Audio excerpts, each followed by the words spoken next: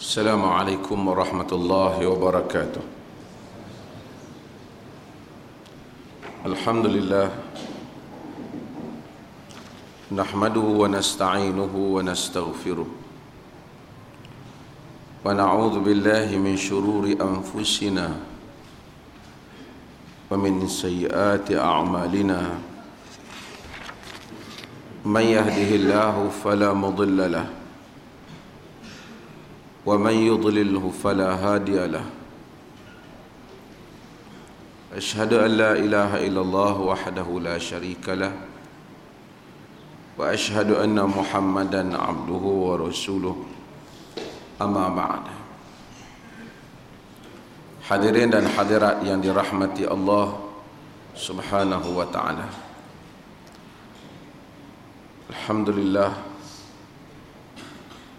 kita bersyukur kerana dapat mengadakan pertemuan ini, walaupun saya akan balik lusa, Sabtu, dan balik ni sebenarnya tak rancang nak balik, baru 2 bulan lebih, tapi UMNO bersidang dan saya dapat tiket free, jadi saya ambil ya.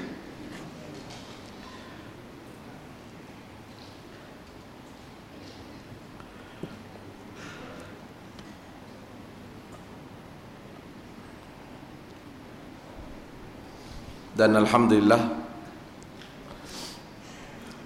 saya rasa sebahagian tuan-tuan juga mengikuti sebahagian apa yang saya catatkan sepanjang berada di sana. Dan saya pun dapat beberapa idea, ada perkara yang boleh dimanfaatkan untuk dibawa untuk memajukan tempat kita ni. Dan tuan-tuan tahu bahawasanya ada beberapa bandar dalam dunia ini yang memang dikhususkan untuk perkembangan ilmu, seperti Oxford, Cambridge, yang mana bandar-bandar ini dulu patutnya mereka ambil manfaat daripada dunia Islam, tapi oleh kerana kita orang Islam ketinggalan, mereka mengekalkan prestasi mereka ke arah yang lebih baik. Oxford umpamanya hampir 800 tahun usianya. Dia bermula apabila King Henry menghalang orang-orang English daripada pergi menyambung pelajaran di Paris, lalu mereka mengasaskan bandar ilmu. 40 college yang ada di sekitaran bandar itu yang menghasilkan puluhan ribu manusia dalam berbagai bidang. Yang bandar itu aktiviti untuk perkembangan ilmu. Saya selalu mimpikan bahawasanya satu hari ataupun ada dalam dunia Islam khusus bandar yang seperti itu, yang mana kalau dia sapu sampah pun dia ada kaitan dengan college dan university. Tapi mungkin dunia kita, sepatutnya kita ada dulu di Zaituniah, di Tunisia, ataupun kita ada patut Azhar, tetapi gagal untuk mengekalkan prestasi sebagai pusat ilmu. Dan dunia barat seperti mana yang tuan-tuan tahu, mereka pun melalui zaman gelap mereka. Ada zaman pembaharuan ketika gerakan pembaharuan di dalam ajaran Kristian Protestan berkembang dan masuk daripada Germany. Mereka masuk ke dalam negara-negara Eropah, termasuk di England. Dan mereka juga menghadapi cabaran. Ramai tokoh-tokoh pembaharuan yang mengkritik amalan-amalan yang ada di dalam ajaran Kristian yang dianggap sebagai tidak berasaskan nas yang sahih, yang mereka menggelar diri mereka ataupun mereka dipanggil sebagai aliran Protestan, yang diasaskan oleh Martin Luther dan mereka ramai tokoh-tokoh mereka itu dibakar. Saya duduk di Broad Street di Oxford tu, di bawah keluar daripada bilik saya penginapan itu, di jalan tu masih lagi mereka tanda di mana tokoh seperti Kramer dan Ridley yang dibakar hidup-hidup kerana mengkritik amalan-amalan yang ada dalam ajaran Kristian. Mereka juga padri-padri besar, ilmuwan-ilmuwan besar di dalam Kristian. Tapi apabila mereka melihat beberapa amalan di dalam ajaran Kristian yang dianggap tidak mempunyai nas daripada Bible dan mereka mengkritiknya, mereka dikurung, dihukum dan dibakar hidup-hidup. Tapi pada hari ini, apa yang ditakuti oleh golongan konservatif ataupun ortodok di dalam Kristian itu akhirnya telah menjadi kenyataan. Orang bukan saja mengkritik Bible, bahkan orang menuduh Bible, bahkan orang boleh menuduh dalam dunia Kristian Tuhan pun orang petikaikan kewujudannya. Sebab itu kejumudan enggan berhujah secara ilmu memaksa manusia secara ortodoksi supaya menerima sesuatu pemikiran tanpa berdasarkan ilmu hanya akan menyebabkan ledakan. Satu hari manusia akan bangkit dan memusuhi agama. Sebab itu agama di atas hujjah. Dan inilah yang berlaku. Saya bukan menyokong buku Lee Kuan Yew ke apa, tetapi keputusan pihak berkuasa agama di Malaysia untuk mengharamkan buku-buku akademik yang ditulis ialah keputusan yang kurang bijak untuk dunia terbuka. Dalam dunia Arab banyak juga buku-buku yang dikritik, yang dianggap menyeleweng. Ulama akan bangun untuk menulis dan menjawab buku itu, dan akan menyebabkan orang dapat tahu mana hujah yang benar, dan orang akan tahu bahawasanya agama ini dibina di atas hujah. Hadirin dan hadirat yang dirahmati Allah Subhanahu wa taala. Itu cerita, tak apalah, cerita dunia akademik, dan tuan-tuan di Malaysia juga mengikuti banyak perkembangan yang membolehkan untuk tuan-tuan meningkatkan ilmu pengetahuan. Saya sebut dalam beberapa artikel saya tentang Al-Imam Ibn Qayyim Al-Jauziyah yang kita dulu jadikan sebagai nama kepada dewan kita ini.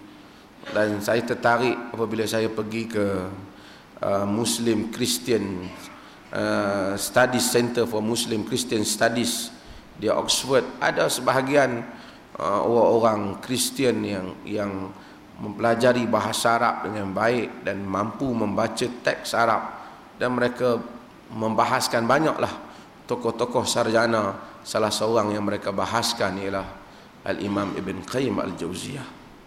Ini ada kesungguhan mereka. Mereka baca buku Ibn Qayyim, mereka belajar bahasa Arab, mereka baca buku Ibn Qayyim, dan kadang dan buku selain daripada buku Ibn Hazmin, buku ramai lagi, mereka mengkritik, memberikan pandangan mereka.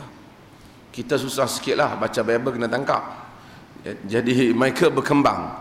Jadi mereka boleh mengkritik kita dalam keadaan orang kita, dunia kita lah, tapi di sana orang Islam sana juga membaca Bible dan juga mengkritik Bible. Ibn Qayyim adalah tokoh reformis pembaharuan yang mana menjadi anak murid kepada Syekhul Islam Ibn Taimiyah rahimahullahu ta'ala. Ibn Taimiyah itu adalah tokoh pembaharuan yang dikagumi di dunia timur dan barat.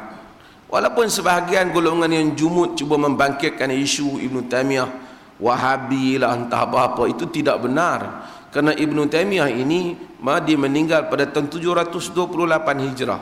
Wahabi itu dikaitkan dengan Muhammad bin Abdul Wahhab yang dia pada tahun 1200 lebih, dan ini berarti Ibn Taimiyah 500 tahun meninggal sebelum dia, sebelum kemunculan Muhammad bin Abdul Wahhab. Dan juga Al-Imam Ibn Qayyim yang meninggal pada tahun 751.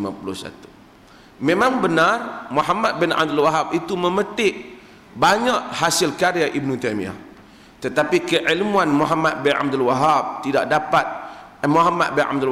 dapat mengatasi keilmuan Ibn Taimiyah. perspektif Muhammad bin Abdul Wahhab itu sendiri tidak begitu besar nak dibandingkan Ibnu Taimiyah dan Ibnu Qayyim yang ilmu mereka itu merentasi dalam berbagai-bagai bidang. Maka jika seseorang cuba memahami Ibnu Taimiyah rahimahullahu ta'ala dengan membaca karya-karya Muhammad Abdul Wahhab, maka Ibnu Taimiyah itu kelihatannya macam rendah sikit ataupun sempit. Tetapi sesiapa yang membaca Ibnu Taimiyah daripada buku Ibnu Taimiyah sendiri akan dapat melihat keluasan ilmu Ibnu Taimiyah rahimahullahu ta'ala. Kerana Muhammad bin Abdul Wahhab mungkin perspektifnya tidak besar, dia berada di daerah padang pasir, dan juga mungkin sebahagian daripada ilmunya itu tidak merentasi ilmu seperti mana Ibnu Qayyim dan Ibnu Taimiyah rahimahullahu ta'ala. Antara perkara yang Ibnu Qayyim, nanti kita bahas benda lain lah tuan-tuan, nanti saya akan bahas lah tentang ni. Tuan-tuan sekarang ni Malaysia sedang bincang tentang calon boleh menang, nanti kita bahas kemudian. Semua calon yang nak kalah mana. Al-Imam Ibn Qayyim rahimahullahu ta'ala telah melontarkan beberapa persoalan. Saya hadir dalam satu seminar seorang pembentang Kristian. Dia membentangkan tentang pemikiran Ibn Qayyim tentang neraka itu akan berakhir. Walaupun pemikiran itu dianggap kontroversi dan kita pun taklah nak bincangkan sangat. Tetapi Ibn Qayyim menceritakan bagaimana satu hari soalan itu ditanya kepada Ibn Taimiyah, dan Ibn Taimiyah menyatakan hadza su'alun 'azim, ini satu persoalan yang sangat besar. Tetapi Ibn Taimiyah kelihatannya tidak menulis ataupun menjawab persoalan itu dengan detail, sehingga Al-Imam Ibn Qayyim membahaskannya di dalam beberapa penulisannya. Kerana dia menyebut tentang rahmat Allah, bagaimana bukan dia kata orang kafir tak masuk neraka, masuk neraka. Entah berapa ratus bilion tahun terpulang pada Allah Ta'ala, tapi pada pendapat Al-Imam Ibn Qayyim bahawasanya Allah Ta'ala rahmatnya yang meliputi marahnya, dan tidak ada manfaat.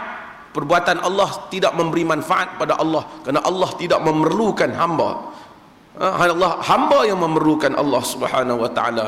Dan jika dibakar hamba itu sampai tidak ada penyudah, tidak ada apa-apa faedah kepada Allah, dan tidak juga ada apa-apa faedah pada hamba itu sendiri, kerana bukan ada hidup yang kemudian selepas itu untuk dia mengambil pengajaran. Maka Ibn Qayyim berhujah dengan beberapa hujah daripada beberapa nas untuk menceritakan akhirnya Allah Subhanahu wa Ta'ala dengan rahmatnya tetap akan melepasi semua hambanya. Pemikiran itu telah menjadi kontroversi besar, tapi saya tidak bahaskan itu. Dan saya juga melihat ada alasan yang patut dihormati yang disebut oleh Ibn Qayyim.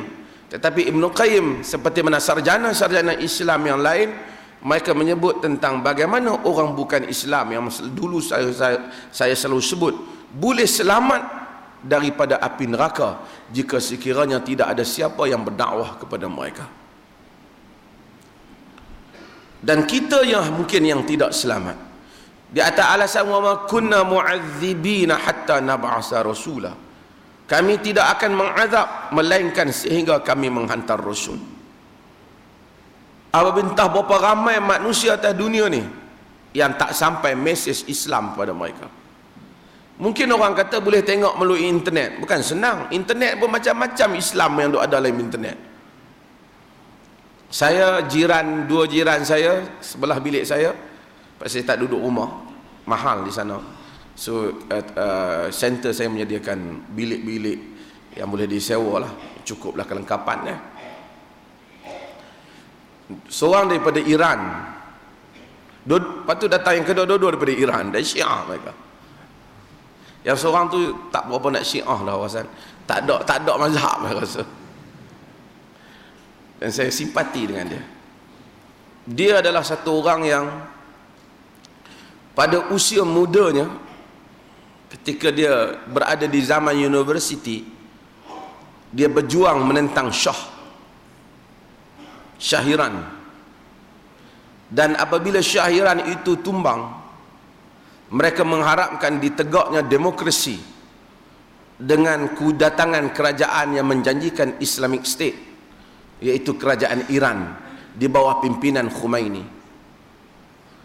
Tetapi akhirnya mereka dapati Khomeini juga di bawah pimpinannya tidak memberikan demokrasi kepada rakyat seperti yang dijanjikan. Lalu mereka mula mengkritik, menuntut diberikan kepada rakyat suara, hak untuk bersuara.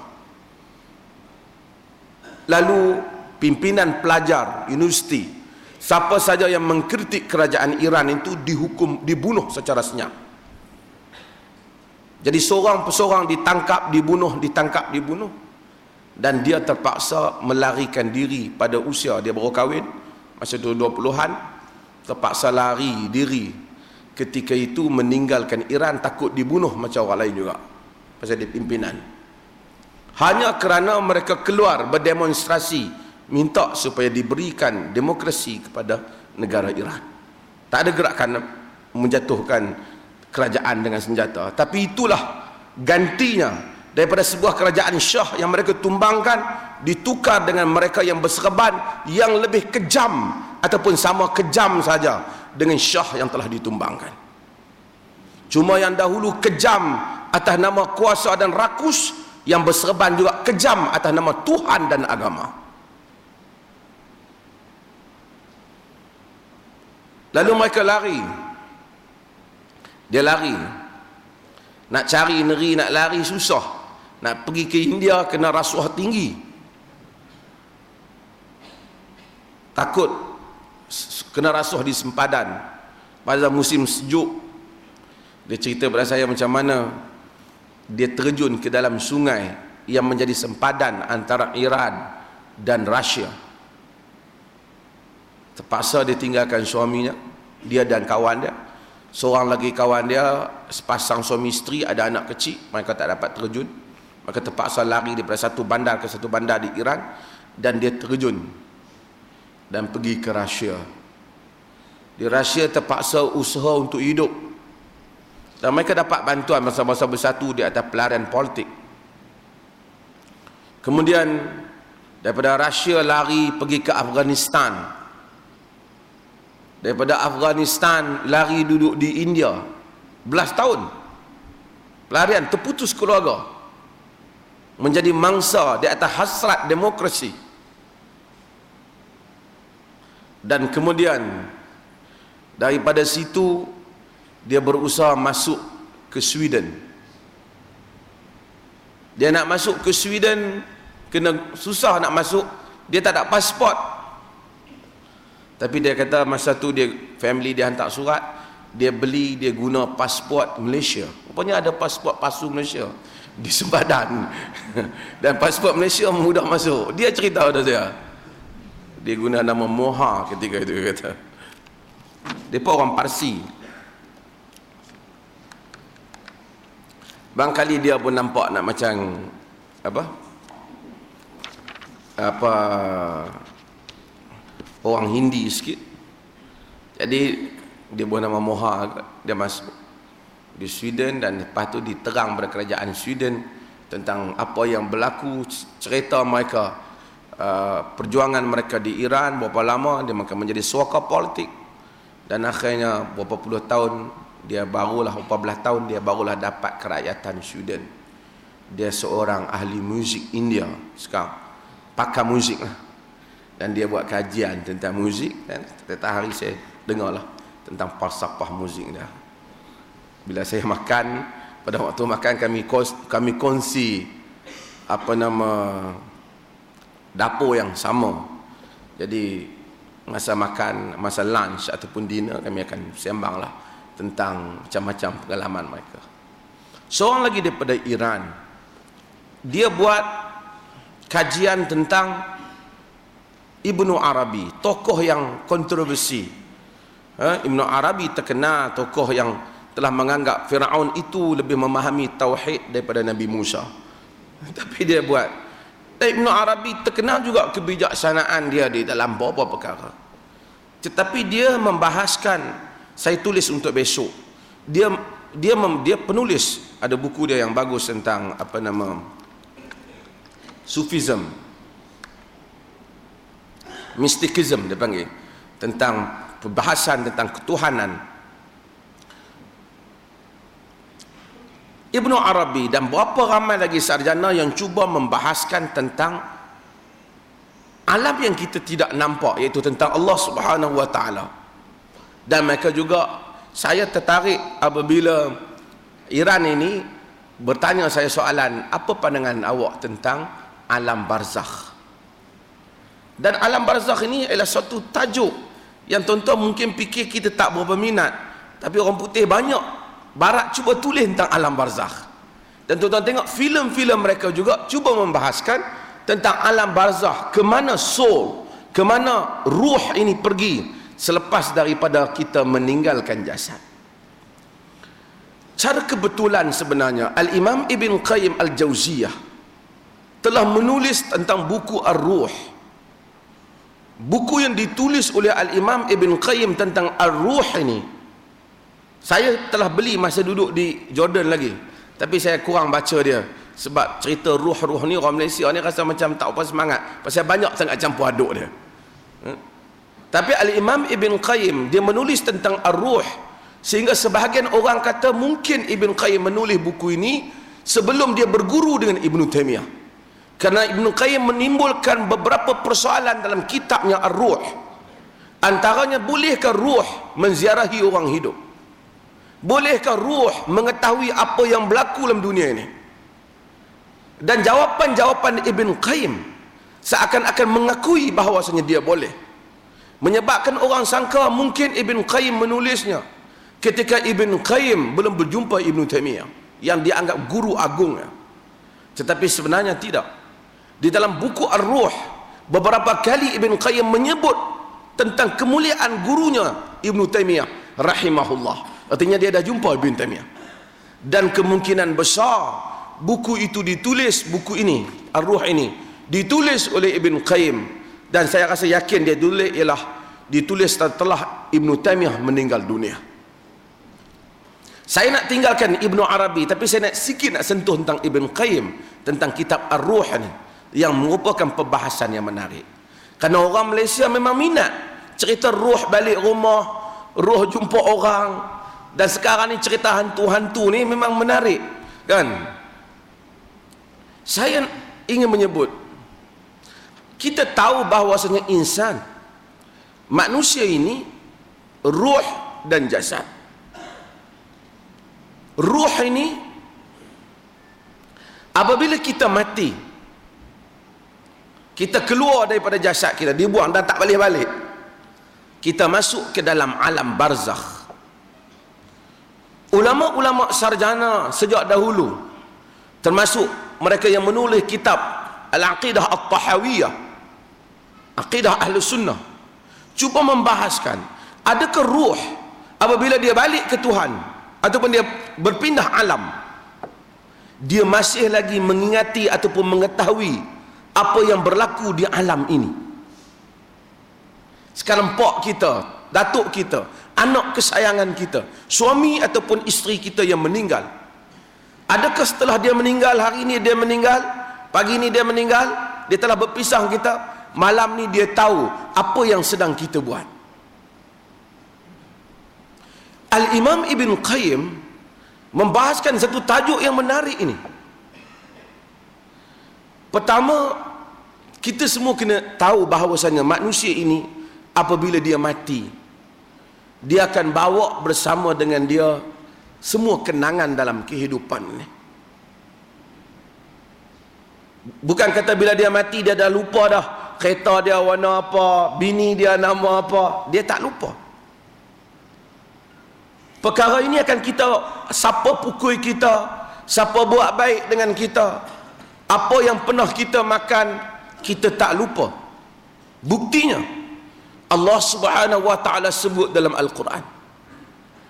Allah menyebut tentang ahli-ahli syurga, wa basyiril ladzina amanu wa amilus salihat anna lahum jannatin tajri min tahtihal anhar kullama ruziqu min thamaratin rizqan qalu hadha alladhi ruziqna min qablu wa utubihi mutasyabiha.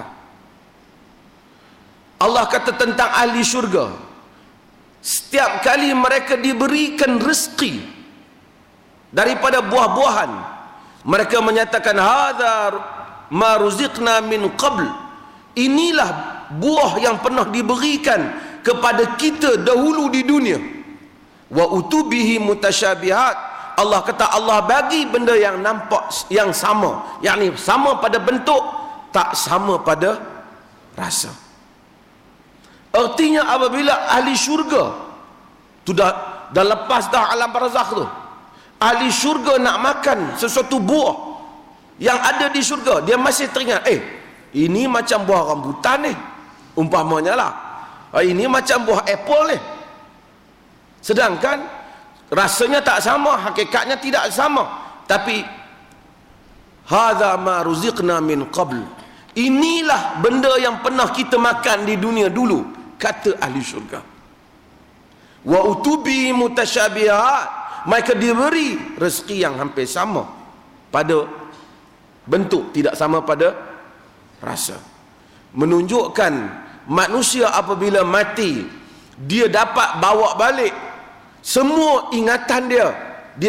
Masa di syurga pun masih ingat lagi buah dia makan di dunia. Kalau pisang dia ingat, kalau apple dia ingat, anggur dia ingat, manggis dia ingat. Adakah dia lupa siapa kawan dia? Adakah dia lupa siapa isteri dia? Adakah dia lupa siapa sahabat dia?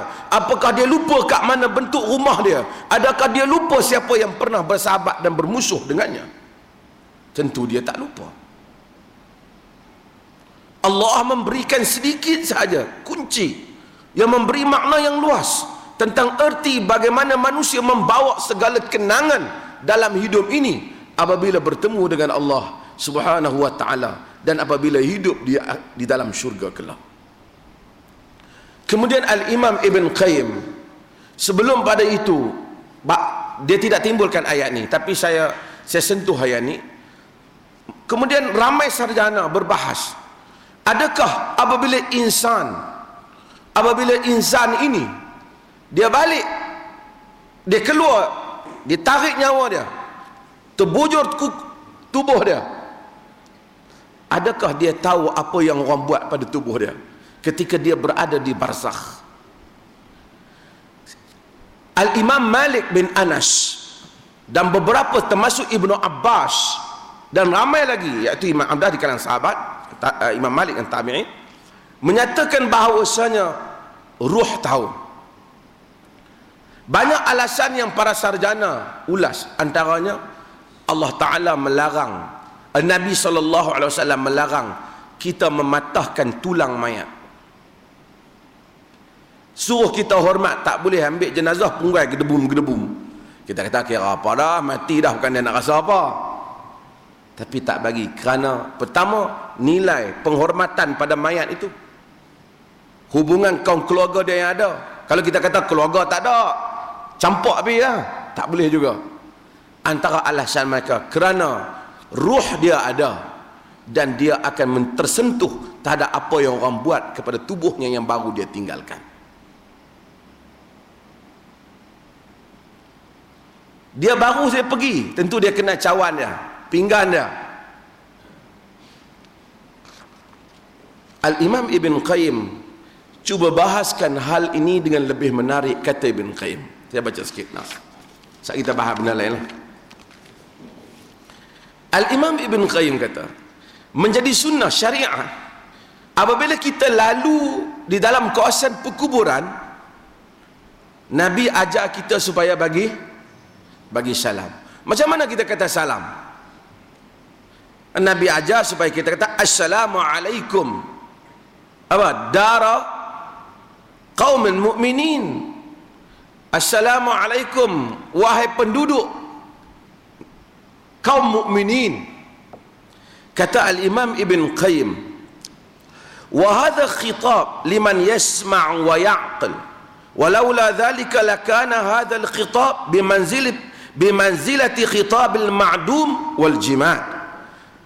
Allah Ta'ala, Nabi suruh kita kata Assalamualaikum, salam sejahtera kepada kamu. Ini cakap kepada orang hak boleh dengar. Kalau sekiranya mereka itu tak boleh dengar, kata Imam Ibn Qayyim, maka seakan-akan kita disuruh cakap kepada benda batu dengan kayu je. Pergi kat kubur cakap kat batu dengan kayu. Tapi bila Nabi kata Assalamualaikum kepada kamu, artinya syariat mengakui bahawasanya salam kita didengari oleh orang-orang di perkuburan. Jika tidak, masa akan kita kata Assalamualaikum. Kata Imam Qayyim, was-salafu mujma'una ala hadha wa qad tawatarat al-athar anhum bi anna al-mayt ya'rifu ziyarat al-hayy wa lahu wa yastabshiru bih. Kata Imam Qayyim, sesungguhnya ulama salaf telah bersepakat bahawasanya telah sabit, telah terbukti daripada riwayat-riwayat yang mutawatir bahawasanya mayat mengetahui orang hidup yang menziarahinya, mengenalinya dan bergembira dengan kehadiran mereka. Dan Al-Imam Ibn Qayyim memasukkan dalil daripada hadis Nabi SAW, di mana Nabi menyatakan, hadis ni Albani kata dhaif, sebab Albani dia sedikit kecenderungan dia tak apa suka dengan hadis ni. Tapi Ibn Taimiyah rahimahullahu ta'ala, Ibn Abdul Barr, Ibn Mubarak, Muhammad Abdul Haq Al-Ashbili dan ramai lagi sebelum daripada itu mensahihkan riwayat ini. Nabi SAW menyatakan, ma min ahadin yamurru bi qabri akhihi al-mu'min wa kana ya'rifuhu fid dunya fasallama alaihi illa ya'rifuhu illa arafahu wa radda alaihi. Kata Nabi, tidak ada seorang mukmin yang lalu di perkuburan saudaranya yang mukmin, tak ada seorang yang lalu di perkuburan saudaranya mukmin yang mana dia kenal orang ni di dunia dulu, lalu dia bagi salam, melainkan mayat itu kan kenal dia dan menjawab salam itu. Artinya kalau kita lalu Muhammad ni lalu, dia bagi salam kepada Ali di kubur tu, Assalamualaikum ya Ali, maka Ali kenal ya, Ali akan kata Waalaikumsalam. Kata hadis. Al-Imam Ibn Qayyim membahaskan hal ini, mengatasi apa yang dibahaskan oleh mereka yang lain, dan menyatakan bahawasanya bagaimana bahawasanya mayat mengenali orang-orang yang menziarahi mereka dan mengetahui sebahagian daripada khabar mereka. Bahkan lebih daripada itu, Al-Imam Ibn Qayyim memakai apa yang disebut oleh Ibnu Abbas bahawasanya kadangkala ruh orang mati boleh menziarahi ruh orang hidup. Bukan ziarah balik makan kenduri arwah tak, tapi maksudnya boleh bertemu, disebabkan kerana beberapa perkara mereka berjumpa dan kemudian kadang-kadang mereka menakalkan khabar-khabar, seperti mana banyak, kata Ibn Qayyim, orang-orang salih di kalangan salaf, hatta gurunya Ibn Taimiyah pun dia kata, ramai ulama-ulama yang berjumpa dengan Ibn Taimiyah dalam mimpi mereka dan bertanya beberapa hukum syarak kepada Ibn Taimiyah rahimahullahu ta'ala.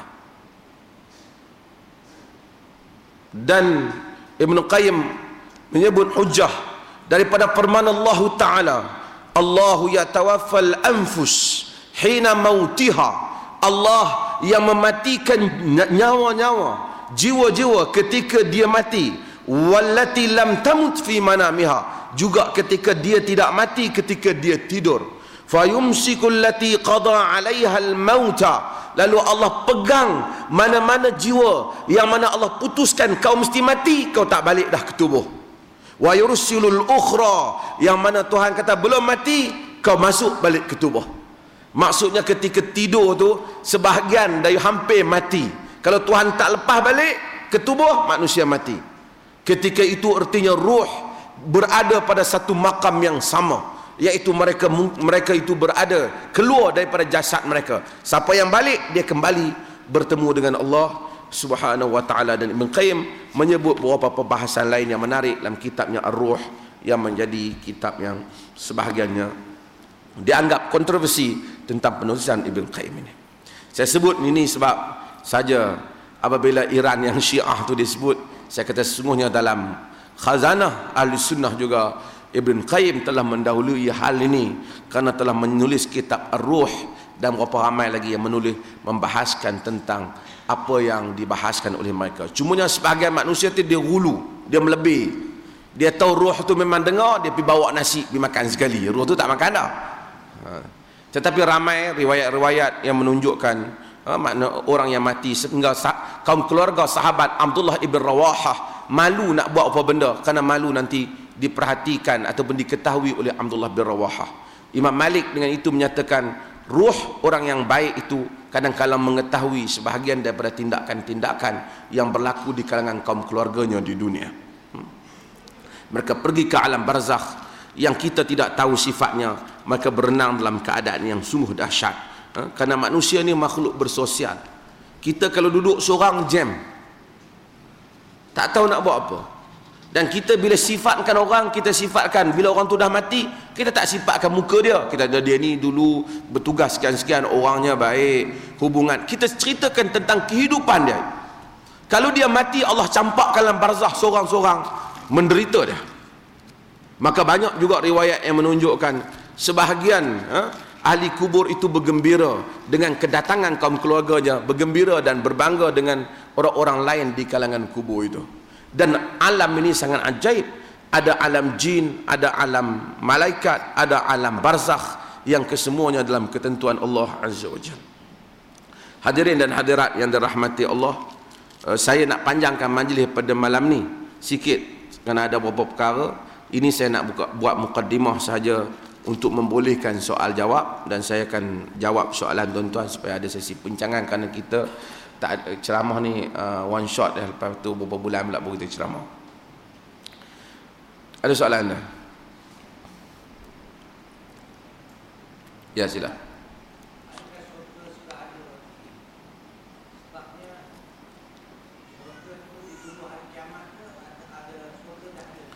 Adakah syurga telah ada? Ini pun berlaku khilaf di kalangan para ulama. Namun berdasarkan oleh kerana manusia susah nak faham banyak perkara, disebabkan manusia hidup dalam, macam mana saya kata dulu, hidup dalam sistem masa. Kita sekarang, semalam, kemarin, akan datang, ini masa. Manusia hidup dalam sistem masa. Masa itu diciptakan oleh Allah Subhanahu wa taala. Sedangkan Allah tidak terikat dengan masa. Macam mana? Tak dapatlah kita nak faham. Infinite Allah Azza wa Jal. Dia tak dapat kita nak faham kerana dia tak terikat dengan masa. Dia cipta masa untuk kita. Jadi bila kita tanya adakah dah ada kemarin, sekarang, besok, itu sistem masa. Tapi banyak riwayat Nabi SAW mencerita sebahagian daripada roh orang tertentu berada di hadapan pintu syurga, sebahagiannya berada di dalam syurga, dan ini semua menunjukkan seakan macam syurga itu telah ada dan neraka telah ada. Dan Nabi SAW dalam Isra' dan Mi'raj juga melihat syurga Umar bin Khattab dan juga melihat azab neraka yang berlaku dalam neraka. Dengan berdasarkan itu kita macam dapat faham macam sudah ada. Wallahu ta'ala.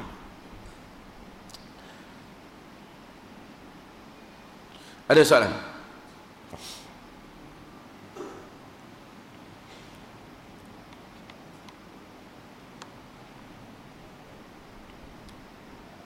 Ya.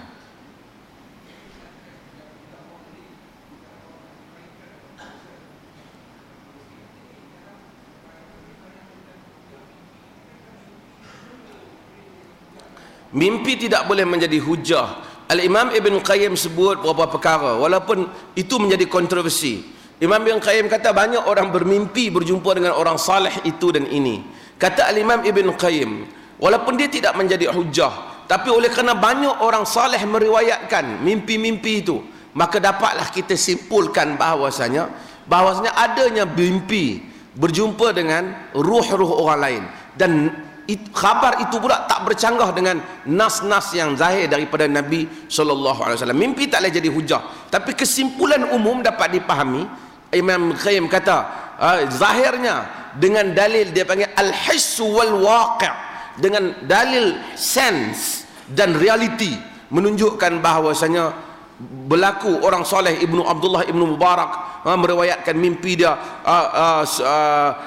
Sufyan bin Uyainah bermimpi bertemu dengan Sufyan Ats-Tsauri, umpamanya di dalam mimpinya, dan berdialog, bertanya beberapa perkara. Ini tidak jadi hujah. Tapi apabila orang saleh bermimpi, dan bukan seorang, puluhan, ratusan orang saleh mengkhabarkan tentang mimpi-mimpi yang saleh. Dan kita tahu dalam hadis ada yang dinamakan dengan ar-ru'yatus salihah as-sadiqah, mimpi yang benar dan saleh. Dan kalau mimpi itu boleh menjadi satu khabar walaupun tidak menjadi hujah, yang kesimpulannya menunjukkan cerita mimpi bertemu dengan roh orang yang saleh yang lain itu berlaku di kalangan orang-orang saleh juga.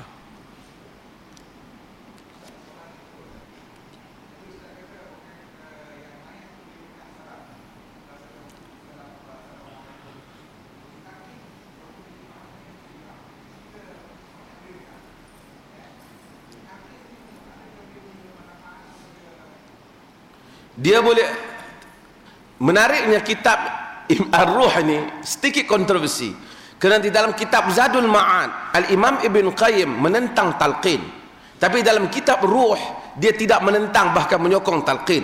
Itu menyebabkan berlaku kontroversi. Tapi talqin yang dia maksudkan bukan talqin macam kita buat soalan nombor 1, nombor 2, nombor 3, tak. Talqin yang Ibn Qayyim maksudkan ialah seseorang itu berdiri dan menyatakan, wahai fulan bin fulan, sesungguhnya syurga itu benar, neraka itu benar. Itu saja dia kata, bukan bagi tahu soalan yang pertama, jawapannya soalan ketiga. Itu soalan bocor SPM tu dia tak bagi tahu. Tak termasuk.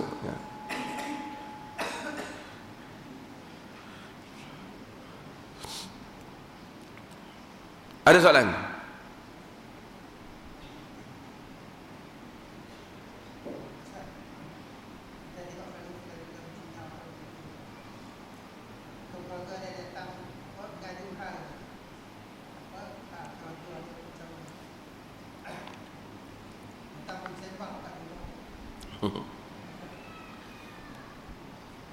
Allah Subhanahu wa ta'ala tidak menghukum semua manusia. Dia menghukum orang yang zalim. Dan bagaimana cara hukuman azab kubur itu pun sendiri kita tidak ketahui, melainkan dengan kadar-kadar khabar yang Allah Ta'ala bagi tahu saja. Ramai orang, Ibn Qayyim sebut hal yang sama. Ibn Qayyim sebut cerita bagaimana seorang hamba Allah yang pergi ke kubur dan dia berdoa untuk semua ahli kubur. Dia biasanya pergi doa kat mak dia aja. Kemudian satu hari itu dia doa untuk semua ahli kubur. Dan ada jiran dia yang bermimpi dan bagi jumpa dia. Dia kerana dia jumpa bapak dia, suruh dia sampaikan salam kepada anak kawan ni, ucapkan terima kasih di atas doa dia yang memberikan manfaat untuk orang lain juga, termasuk bapak dia. Ibn Qayyim sebut cerita itu. Jadi ramai orang kemungkinan Allah Ta'ala jadikan rahmat untuk dia. Kita pergi lalu ke kubur, kita doa untuk semua orang, dan mereka suka dengan doa kita. Ya Allah, ampunkan semua ahli kubur ni. Dia suka dan dia berterima kasih. Dan satu hari nanti bila kita pergi ke alam barzakh, mungkin mereka akan sambut kita dengan baik, sebab kita orang yang pernah berdoa kepada mereka dengan kebaikan. Sebab itu Allah jadikan kehidupan bersosial di dunia, manusia kembali ke sana juga ada kehidupan yang tersendiri dengan kadar-kadar yang diizinkan oleh Allah Azza wa Jalla.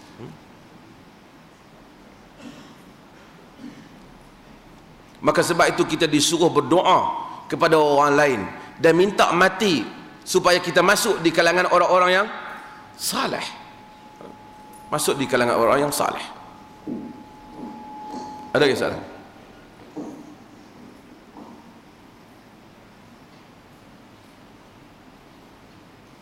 Ya.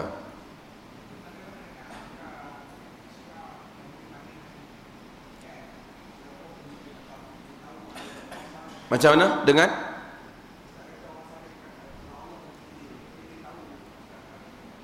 dia hanya boleh tahu dengan kadar yang Allah izinkan untuk dia. Akan panggil Nabi. Dia panggil Nabi, kita tak tahu. Yang tu bukan, itu jin, syaitan. Sebab itu kita tak boleh mendakwa. Islam tak terima pendakwaan. Ruh kawan tu datang, masuk, itu dia panggil tahdirul arwah, yang tak diterima. Hal ini, nas-nas ini hanya membahaskan tentang bagaimana mereka tahu. Mereka tahu, sebab itu kita beri salam kepada mereka dengan kadar yang mereka tahu, dan mereka dikhabarkan dengan izin Allah Azza wa Jal dengan kadar-kadar mereka tahu. Bukan kata mereka balik duk pergi tolong kat kayu buat rumah kat orang dah.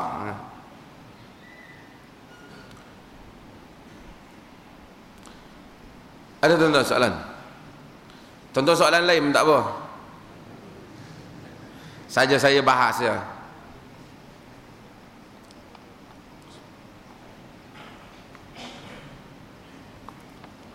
Ya.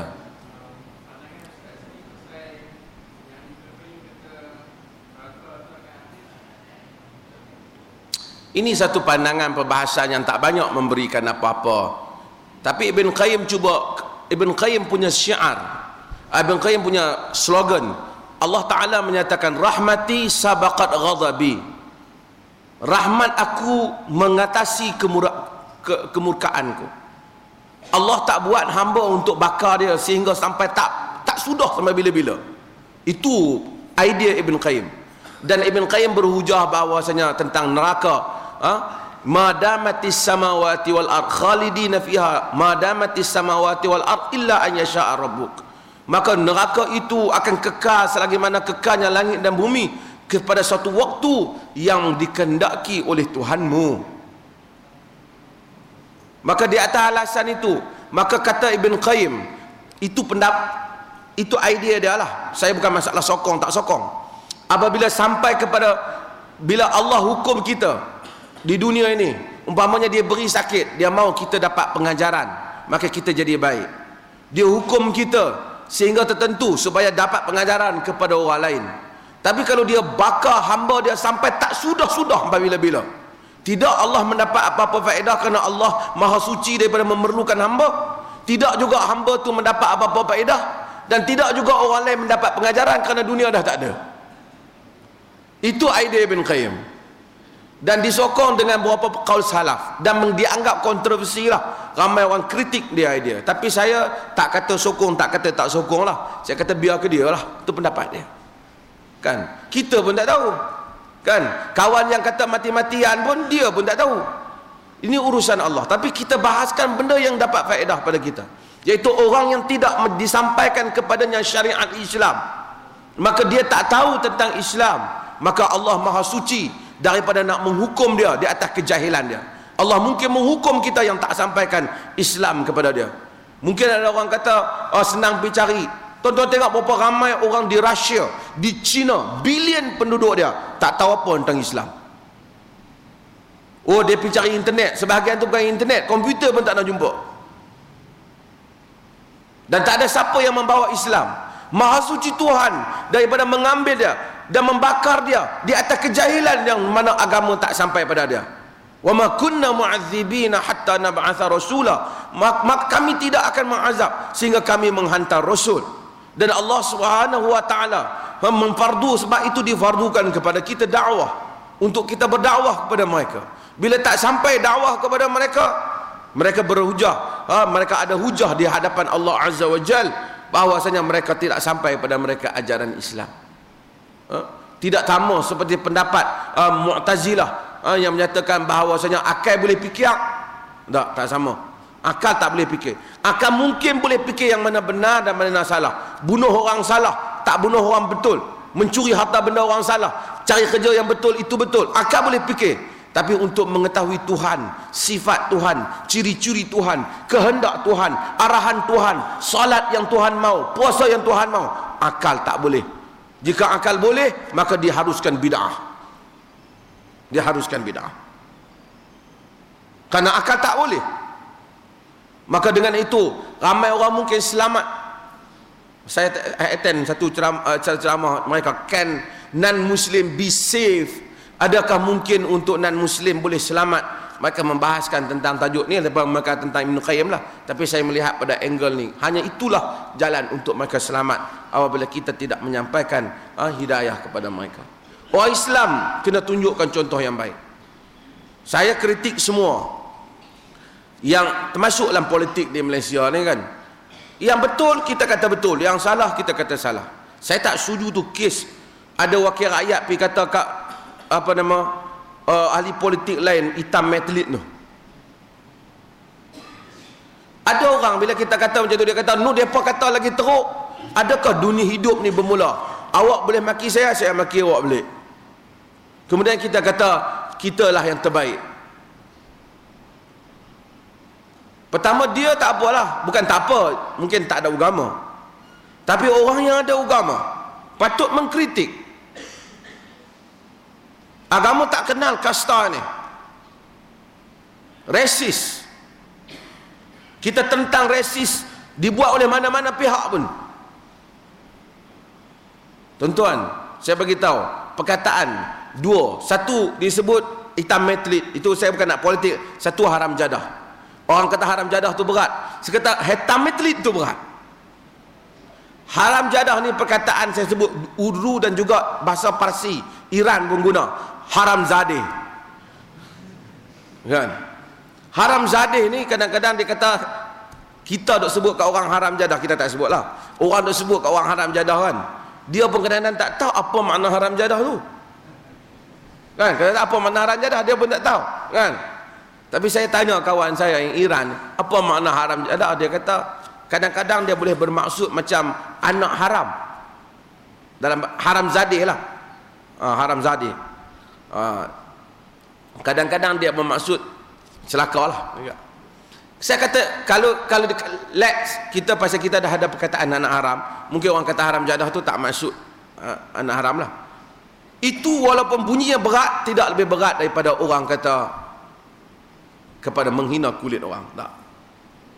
Sebab itu apabila Abu Zar kata benda kepada Bilal, ya benar sauda, wahai anak orang kulit hitam, Nabi kata innaka mru'un fikal jahiliyah, sesungguhnya engkau satu orang yang ada jahiliyah. Dan ada orang jadikan itu satu isu seronok. You nak politik, tapi ini soal prinsip yang kita tak sentuh. Kembang hidung orang, gelap kulit orang, keturunan orang, jangan disentuh.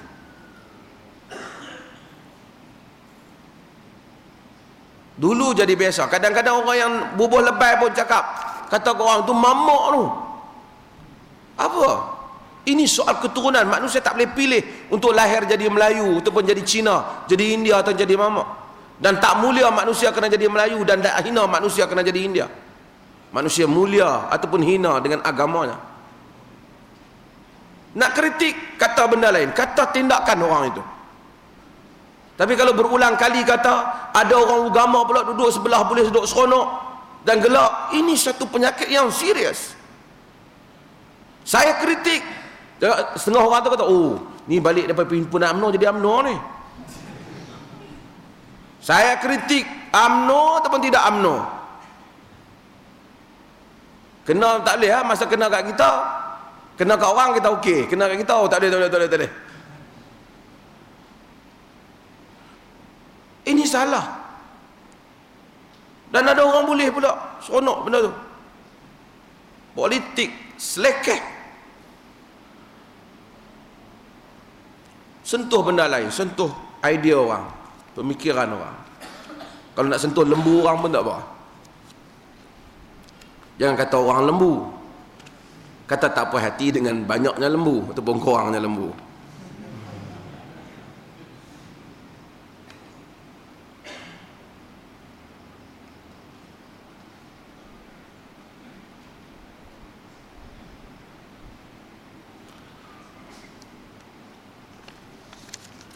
Bagaimana wanita menziarahi kubur?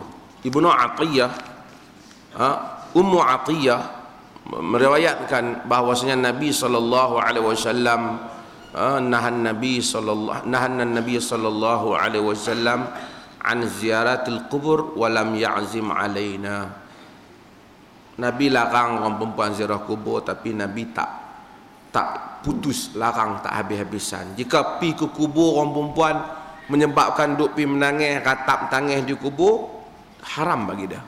Tapi kalau dia tahan, dia dia berdoa dengan baik untuk supaya Allah ampunkan orang yang telah meninggal, itu tidak mengapa, walaupun dimakruhkan oleh sebahagian mazhab, bahkan ada yang mengharamnya. Tapi wallahu taala alam, berdasarkan hadis Ummu Atiyah, wanita boleh ziarah kubur dengan menjaga adab-adab.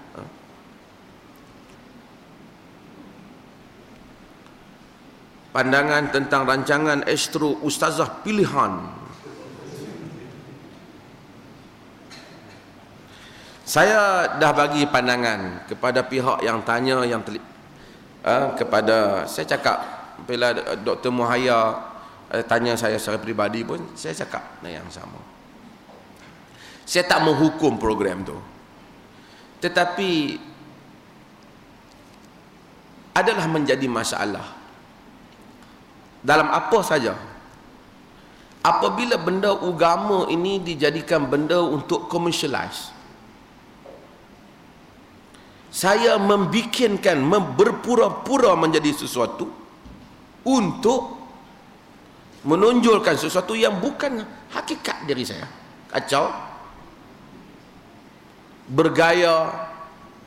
Kalau nak jadi Presiden Amerika, tak apalah.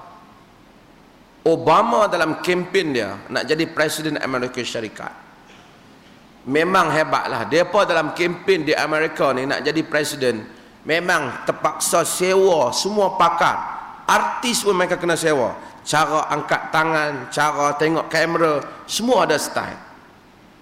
Itu tak apalah, kerana mereka nak jadi ahli politik yang itu. Tapi satu orang yang nak sampaikan ajaran Islam, wanita pula, dia sebenarnya tak perlu sengit tudung macam mana. Sebenarnya bukan itu. Kok dia nak berlakon ombak rindu ke, tak tahu lah. Tapi bukan itu. Tapi kalau nak tunjuk, saya tak kata siapa-siapa filem, saya kata biar benda itu nature. Satu orang muncul dan bercakap tentang Islam, kontennya bagus, okey, alhamdulillah, cukup. Dan dia tunjuk aktiviti-aktiviti yang boleh dibuat oleh orang agama supaya itu tak apa. Tapi untuk dia commercializekan diri dia, ini sesuatu yang membahaya untuk agama. Tentu tengok kebelakangan ni macam-macam timbul. Puasa lah, haji lah, semua orang akan reka satu benda yang orang lain tak tahu. Baru siapa tanya saya apa ni? Orang kata ada ustaz bagi tahu dia kalau kita tertangkap gambar Kaabah kena dam seekor unta. Dan unta tu kena bagi pula duit tu kat ustaz tu untuk buat. Akai cukup jenuh. Macam mana nak buat duit dengan agama ni? Maka orang-orang yang hanya ada duit saja nanti akan tengok ada bayaran itu, bayaran ini. Ini saya ingat, kalau nak cari ustazah pilihan tak salah, tapi cari kualiti ilmu dia, nyampaian dia, cari sudut-sudut tu lah, bukan. Adakah berbeza pahala makmum muafiq dengan makmum masbuk? Siapa yang tentu orang yang datang awal bersama dengan imam, pahalanya lebih banyak daripada orang yang terlewat. Adakah sejadah yang digunakan ketika solat menjadi isyarat sutrah kepada kita? Sutrah ialah sesuatu yang diletakkan di hadapan orang yang bersalat yang dia tinggi, nampak tertonjol dia, walaupun fuqaha berbeza kadarnya, tapi yang penting orang nampaklah dia tinggi daripada lantai tempat solat itu, yang menjadi penentu kawasan seorang itu yang bersolat. Adakah sejadah boleh? Wallahu ta'ala alam. Sejadah, sebahagian para sarjana kemudian menyebut kerana sejadah itu menandakan kawasan solat kita untuk menghalang orang lintas. Wallahu ta'ala alam. Saya melihat sutrah tetap sutrah lah, melainkan tapi kita tak payah buat sutrah dalam masjid lah. Saya tengok kalau tuan-tuan main kat dewan ni, semua pakai bawa kayu ketui masing-masing, kacau kita. Tak pakai sutrah ini. Tengok riwayat-riwayat yang zahir pada kita, apabila Nabi bersalat di tengah padang pasir, di luar daripada kawasan Madinah dan Mekah, dalam permusafiran, maka diletakkan sutra. Diletakkan sutra. Ada soalan? Ya.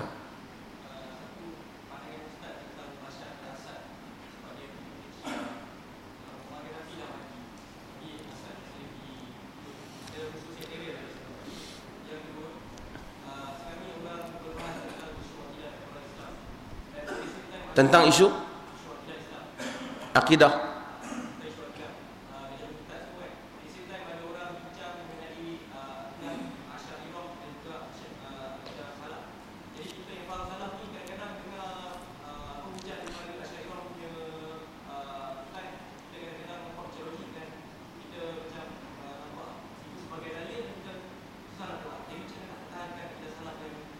Kita mempertahankan bahawasanya pandangan salaf itu yang paling selamat daripada kita membabitkan diri dalam perbahasan-perbahasan tentang sifat Tuhan yang kita tak tahu.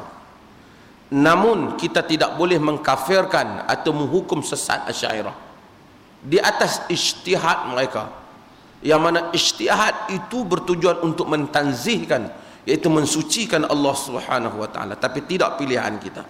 Tidak pilihan kita. Kita tidak mengkafirkan orang lain atau menyesatkan orang di atas andaian selagi mana mereka mempunyai ruang untuk keluar daripada andaian itu. Saya lebih setuju dengan perkataan Ibnu Taimiyah tentang Asy'ariyah, katanya wahum aqrabu ta'ifatun ila sunnah. Wahum aqrabu ta'ifatin ila sunnah. Mereka adalah puak yang paling dekat kepada sunnah. Yang dekat pada sunnah. Di mana salaf tu salaf dah, tapi mereka adalah puak yang dekat kepada sunnah. Dan Ibnu Taimiyah rahimahullahu taala, seperti mana yang disebut oleh Al-Imam Az-Zahabi rahimahullahu taala ketika menterjemahkan ataupun memperkenalkan tentang Abu Hasan Asy'ari sendiri, yang dianggap sebagai kepala kepada Asy'ariyah, dia pada akhir hayatnya sendiri dia menyatakan bahawasanya sesungguhnya aku menyaksikan bahawasanya aku tidak mengkafirkan sesiapa di kalangan ahli qiblat yang mentauhidkan Allah. Hanya yang berlaku itu hanyalah perbezaan kalimat sahaja. Yakni kawan ni kata macam tu, maksudnya hampir sama, dia ni kata dalam ayat yang lain. Dan kata Az-Zahabi, demikian guru kami Syekhul Islam Ibn Taimiyah apabila nak meninggal, dia juga menyatakan aku tidak mengkafirkan mana-mana kaum muslimin yang bersyahadah, yang berbeza itu hanyalah penafsiran saja. Balik kepada Bashar al-Assad. Bashar al-Assad, ini masalah Arab Spring, kebangkitan Arab. Saya dah sebut dah tuan-tuan pada dalam penulisan saya.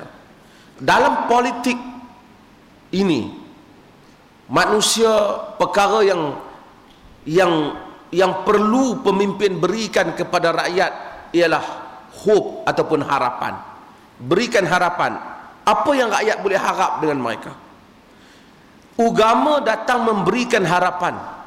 Sebab itu Allah Subhanahu wa taala melarang kita putus asa. La tayasu min rauhillah. Jangan kamu putus asa daripada rahmat Allah. Qul ya ibadiyalladzina asrafu ala anfusihim la taqnatu min rahmatillah innallaha yaghfirudz dzunuba jami'a. Katakan kepada hamba-hambaku, katakan wahai hamba-hambaku, kepada hamba-hambaku, katakan pada hamba-hambaku yang kecewa dengan diri mereka, jangan putus asa dengan rahmat Allah. Allah mengampunkan segala dosa. Kita tak boleh jumpa orang kata Tuhan tak ampun dosa kau. Agama tak benar kan? Sebab bila orang kata oh dah alang-alang Tuhan tak ampun dosa aku pergi buat dosa habis-habisan, bahaya. Apabila orang rasa Tuhan tak akan ampun dia. Sebab itu agama datang sentiasa memberitahu Tuhan akan ampunkan kau.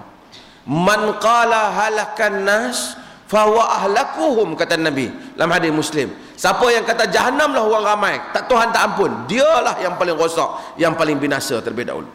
Maka kita mesti sentiasa bila jumpa orang macam mana besar pun dosa dia, kita kata jika awak bersungguh-sungguh bertaubat kepada Allah, Allah akan mengampunkan dosa awak. Ini mesti kita nyatakan. Allah akan ampun dosa awak.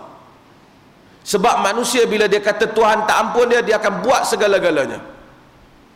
Dalam hidup ini, bila manusia putus asa, agama tak pernah putus asa, dia boleh bunuh diri. Kita kata jangan, gantung tu sakit, disakit pun tak apa dah. Kesian ni, yang duk hidup ni macam mana, dia akan bunuh diri juga. Sebab apa? Tak ada harapan. Tak ada harapan. Ini saya sebut dalam banyak ucapan saya. Saya kata harapan itu penting.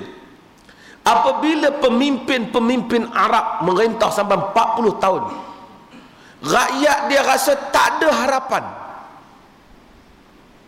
Cakap macam mana pun tak guna. Maka rakyat dia bangkit. Walaupun orang kata dengan kau orang bangkit tu akan berlaku rosak lebih besar, dia apa peduli. Kalau hidup pun tak ada harapan, macam orang bunuh diri. Maka peranan pemimpin ialah memasukkan harapan kepada rakyat. Itu yang gagal dibuat oleh Mubarak. Walaupun sekarang gagal dibuat, walaupun sekarang macam nak bangkit balik Mubarak tu, dibuat oleh pemimpin Arab dan Bashar al-Assad dan macam-macam lagi. Rakyat sanggup berikan darah. Macam mana kau sanggup mati? Tak ada harapan. Saya kata juga kepada parti-parti politik di Malaysia ni, parti yang akan menang dalam pilihan raya ialah parti yang berjaya memberikan harapan kepada rakyat. Dan harapan ini tak boleh sama. Harapan orang tua, harapan orang muda, harapan hak kuat agama, harapan orang, macam-macam harapan. Pemimpin datang untuk memenuhi harapan itu. Harapan yang nak berniaga, harapan yang buat lari lembu, harapan macam-macam. Mungkin bagi harapan kepada lembu menghampakan orang yang tidak lembu, kan? Ini semua apa yang dibuat oleh dan parti-parti yang bersaing, termasuk dalam negara kita Barisan Nasional ke Pakatan Rakyat ke. Pakatan Rakyat pun dia mungkin boleh cakap, tapi kalau dia gagal memberikan harapan, apa yang boleh kami harapkan daripada awak? Tuan-tuan akan lihat, itu akan menentukan keputusan pilihan raya. Dan setiap kita akan tanya, apa yang saya boleh harap daripada dia? Bahagian saya. Kalau kita sebagai orang yang nak agama, apa yang saya harap daripada awak? Dan apa yang boleh saya harap pada dia? Itulah yang akan menentukan keputusan kita. Bashar al-Assad, patutnya dia kena turun dah. Tuan-tuan tengok Muammar Gaddafi. Ya Allah, kalau kita tengok pada hari Muammar Gaddafi dengan hari dia hidup kan, hebat dia ni. Cermin mata dia, orang jumpa dia. Dia gantung pelajar-pelajar universiti yang mengkritik dia di dalam universiti, di hadapan pensyarah dan kawan-kawan. Kalau ada pimpinan pelajar mana, dia akan masuk berapa banyak, tuan baca dalam artikel saya, kolej-kolej dan universiti, di Benghazi, di Tripoli, masuk. Kalau dia tahu mana kepala student yang mengkritik kemewahan dia dan keluarga dia, dia akan pergi ambil, akan gantung dia di dalam kawasan universiti dan dihimpunkan pelajar-pelajar universiti untuk tengok. Ratusan pelajar yang dibuat demikian. 40 tahun siapa tidak berani bangkit untuk kata apa pada dia. Itu belum lagi kes-kes rogol yang membabitkan laporan-laporan bangsa-bangsa bersatu dan laporan-laporan rakyat Libya sendiri. 40 tahun orang sabar dan takut dengan bala tentera dia. Tapi apabila orang dah putus harap, orang bangkit dan dia mati. Pada hari tuan-tuan, rakyat dia kata pada rakyat dia, tikus. Itu macam rakyat dia kata tikus. Saya bukan sokong mereka bunuh dia, tapi akhirnya macam dia orang katalah, dia pun kena menyorok dalam lubang tikus juga. Walaupun tak patut mereka bunuh dia, patutnya mereka bawa dia supaya dibicarakan. Tetapi yalah, jatuh ke tangan orang kampung, bunuh dia. Orang mungkin boleh kata, oh dia telah bagi elektrik percuma kat rakyat dia. Dia bagi elektrik percuma sejak bila? bila dia beri dan bila dia. Dan ini pun kita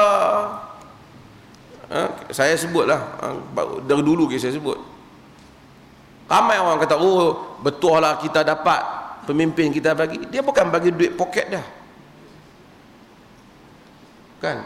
Dia tak bagi, ini taxpayers money, wang pembayar cukai. Macam orang balik haji kan, kata bila pergi sana ni bersyukurlah, ni pun dapat makan juga, ni pun ada juga tempat. Oh, pakcik-pakcik tak kata apa. Bukan orang pergi saja, orang bayar. Dia kata kerajaan bagi subsidi, bukan duit poket Perdana Menteri, bukan duit poket Menteri Agama, itu wang rakyat, wang negara yang dia ambil.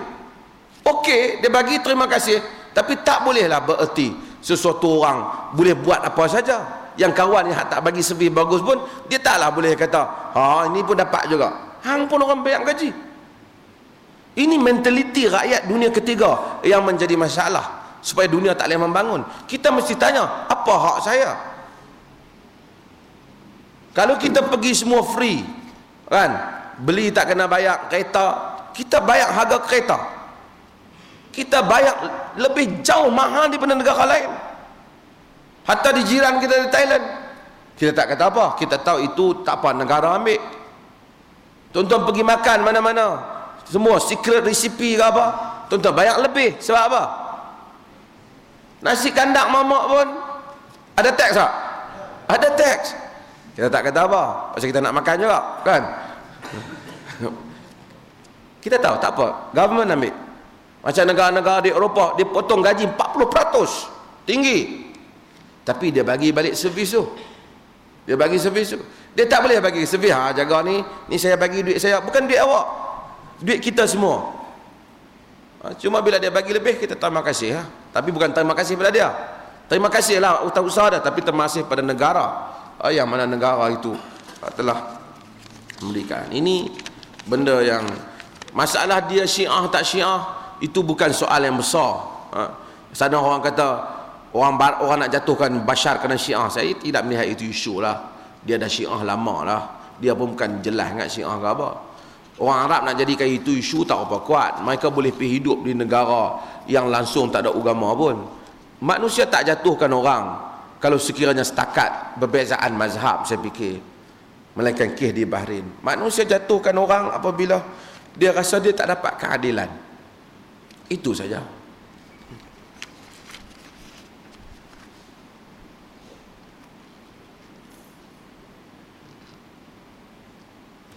Apa pendapat Ustaz dan tentera Islam yang menggunakan pedang dan kuda untuk menentang musuh Islam pada akhir zaman? Kalau kita guna kuda, mereka guna kereta kebai, kacau.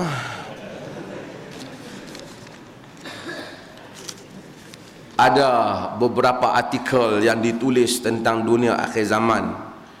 Bukanlah ramalan 2012 yang menyatakan bahawasanya dunia kiamat, tapi sekarang ni heboh di atas ramalan NASA yang kononnya akan ada fenomena angkasa yang mungkin boleh menyebabkan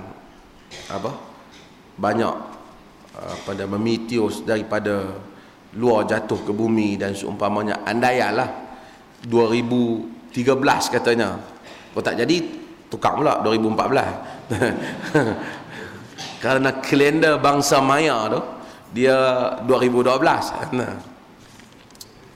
Kita tak kisah apa saja zaman berlaku, apa saja nak berlaku, Allah kata wa'iddu lahum mastata'tum min quwwah. Siaplah sedia menghadapi mereka, musuh-musuh Allah itu, dengan kekuatan. Wa min ribatil khail, daripada kuda-kuda yang bertambat, turhibuna bihi aduwallah wa aduwakum, kamu gerunkan dengannya musuh Allah dan musuh kamu. Ini tak ada di masalah, tapi jangan kita jadi macam Arkam lah, duk tunggu Imam Mahdi mai sediakan bahil apa. Takkan Imam Mahdi mai duk naik bahil 2 tingkat tu, pusing Malaysia. Takkan dia main Malaysia saja, tak padan. Ini kadang-kadang benda ni, dulu saya pernah melawak dengan dia orang. Saya kata kalau Imam Mahdi mai bagi tahu kat saya nak pergi marah kat dia, kat geng-geng Arkam ni. Dia kata, mana nak boleh cakap macam tu? Sebab itu dia janji dah nak mai, dia tak mai. Jadi saya nak marah orang janji tak mai. Ni janji pula yang kedua, kata nak mai tak mai, nak marah dah 2-3 kali janji tak mai.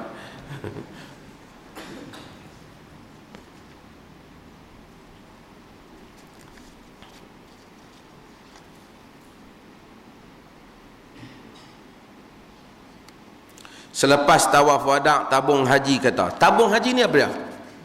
Adakah tabung itu berkata ataupun orang-orang yang bertugas itu berkata? Tabung haji menyatakan jika kita tabung haji ni ramai lah, macam-macam orang, hak pendapat betul ada, pendapat merapu dan macam-macam kan. Memberikan sedekah, jika kita memberi sedekah menjadi haram, maka tawaf wada' kita terbatal, kena ulang. Tapi cuba kita tanya pada ustaz, tapi kalau lepas saya tawaf ni saya nak bagi sedekah ni ke ustaz, batal ke tak? Dia kata insya-Allah tak batal. Sebenarnya tak batal lah sedekah tu. Sedekah. Tapi lepas tawaf wada', lepas pada tu kita pi balik tidur lagi semalam. Hatta lepas tawaf wada', dalam usaha kita nak balik, kita pi beli tali ke beli apa, nak bubuh barang-barang kita yang tak boleh bubuh lagi, tak lepas lagi, tidak membatalkan tawaf wada'. Kerana itu semua termasuk dalam urusan nak balik. Urusan nak balik. Inilah masalahnya. Itu soalan tu tak kena. Sedekah, kita kata selepas saya tawaf wada', saya nak bagi sedekah pada ustaz, batal ke tak? Dia kata insya-Allah tak batal. Ada soalan? Ya. Adakah hukum hudud akan meliputi orang Islam? Hukum hudud adakah akan meliputi orang bukan Islam? Walaupun ulama ada khilaf, tapi kita dapat simpulkan ada hukum yang meliputi orang bukan Islam, ada yang tidak meliputi. Umpamanya hukum berhubung dengan minum arak, walaupun ini khilaf hudud ataupun tak, dia tak patut meliputi orang bukan Islam kerana mereka tak melarang diri mereka minum arak. Hukum tentang zina umpamanya, walaupun ada khilaf pendapat, mungkin hukum tentang zina ini pasal membabitkan sama-sama dia berzina, dan hudud ini takkan berlaku jika mereka tidak angkat kes kepada mahkamah, tak berlaku hudud. Tetapi jika orang bukan Islam mencuri, sama dua orang, satu Muslim, satu bukan Muslim, merompok mencuri, adakah Islam, adakah suatu perkara yang dianggap adil? Kerana justice itu bukan saja kita dikatakan justice, tapi seen to be just, mesti kelihatan adil. Dua orang buat benda yang sama, rompok yang sama, yang Muslim kita potong tangan dan kaki berselang kerana merompok, atau kita potong tangan kerana mencuri. Hak seorang lagi kita buh dalam penjara saja kerana dia bukan Muslim.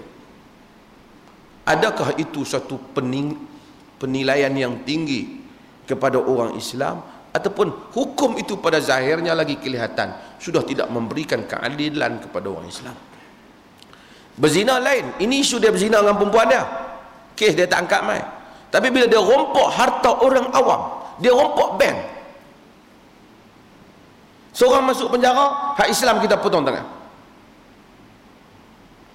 Saya rasa mana-mana orang yang ulas benda ni, dia tak detail, dia kena beza. Bukan satu hukum dalam hudud itu. Kalau dia cakap soal arak, mungkinlah ini akan melihat, kerana tujuan hukum ialah menegakkan keadilan, maka memilih kaul yang membezakan seperti itu ialah pemilihan yang tidak tepat dalam negara yang multiracial dan multireligious macam kita, negara yang berbilang agama macam kita, yang akhirnya kemungkinan tak mustahil orang tu akan menyatakan lebih baik dia mengaku bukan Islam bila dia merompok.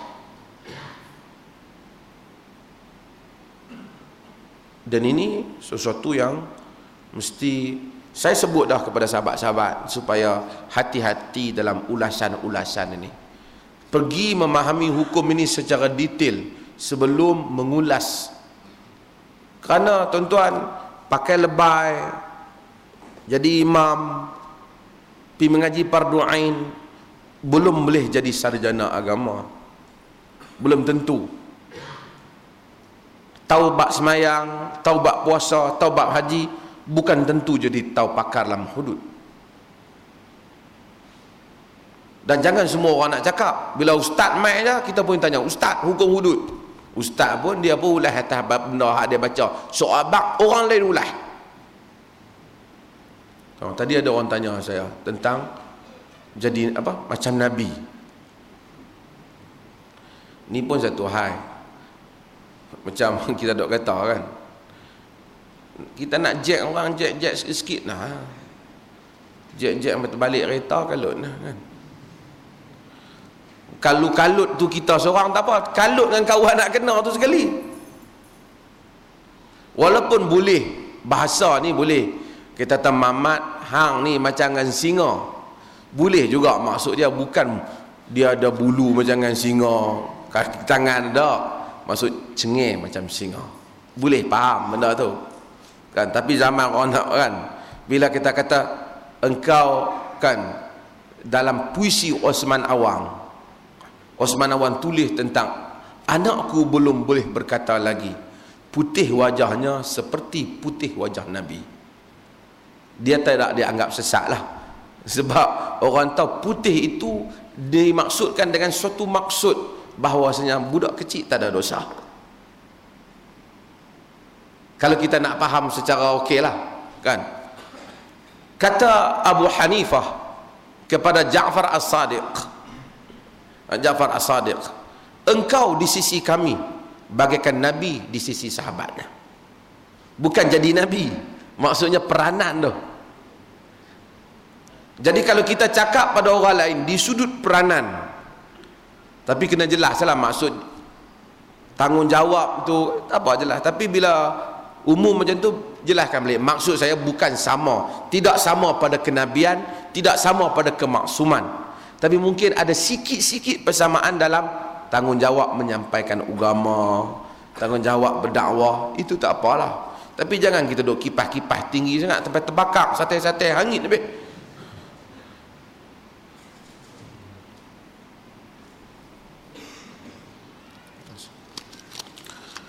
Kita ni orang perempuan duduk belakang jauh, kemudian mereka tak ada peluang tanya soalan pasal mikrofon tak ada.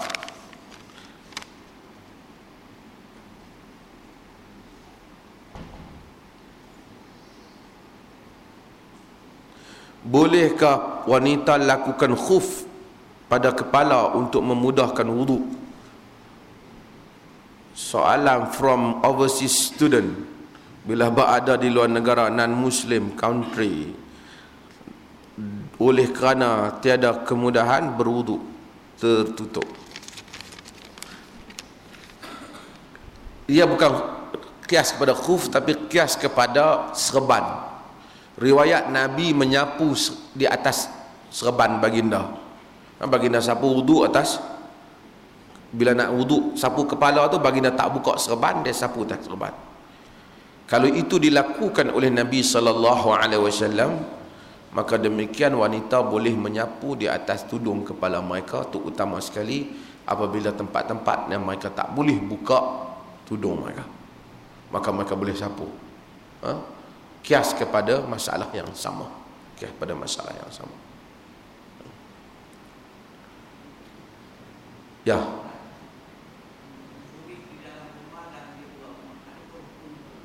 Mencuri dalam rumah dan luar rumah.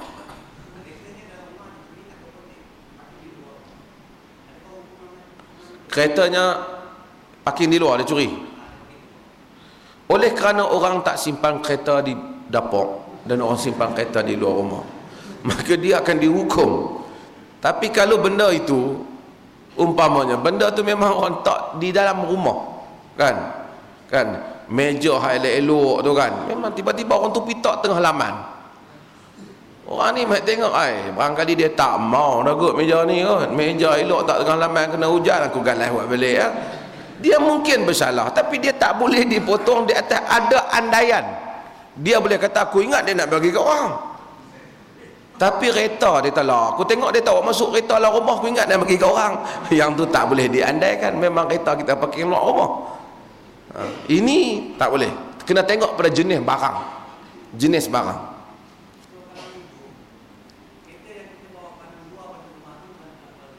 Ha?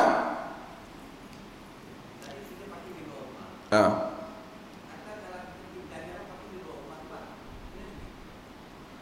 Tak, kereta ni kereta ni memang tabiat dia, orang tak bagi ke orang dan orang kunci kereta ni. Tapi kalau dia tulis di kereta tu, sesiapa berkenan silalah, jadi dia tak boleh potong lah. Tapi kereta ni memang orang tak ada alasan lah. Saya ingat dia saja nak sedekah kereta kat saya, saya duduk tepi jalan, bukan hujah. Saya ingat siapa tak mau kereta ni. Tapi kalaulah satu kereta duduk tepi jalan dah 3 tahun, orang tak ambil, tayar pun, angin pun dah tak ada dah, dia heret buat balik rumah, dia mungkin terlepas. Pasal andaian ada, dia kita dah tengok 2 tahun siapa tak ambil pun, orang tak mau tu kita. Itu ada andaian untuk dia. Ini hakim akan lihat lah, hakim mahkamah akan lihat untuk dia. Tapi kereta baru malam kemarin kita letak, dia ambil habak atau kita sedekah kat dia, banyak cantik dia. Ya? Tak, tengok je ni, kalau kereta dihukum, dipotong tangan dia. Kereta, yalah, kereta tak memang, yalah maksud saya, kereta memang duduk rumah, ya, sama hukuman dia. Tapi kalau kereta buruk macam saya kata tadi, 2-3 tahun siapa tak ambil, kawan ni heret buat balik, dia ingat orang tak mau, itu kemungkinan.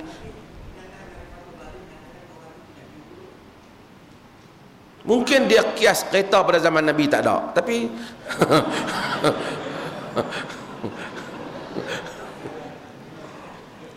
kereta ini tuan-tuan, saya tertarik dengan Dr. Mazli bila satu orang sahabat kita forum dengan dia.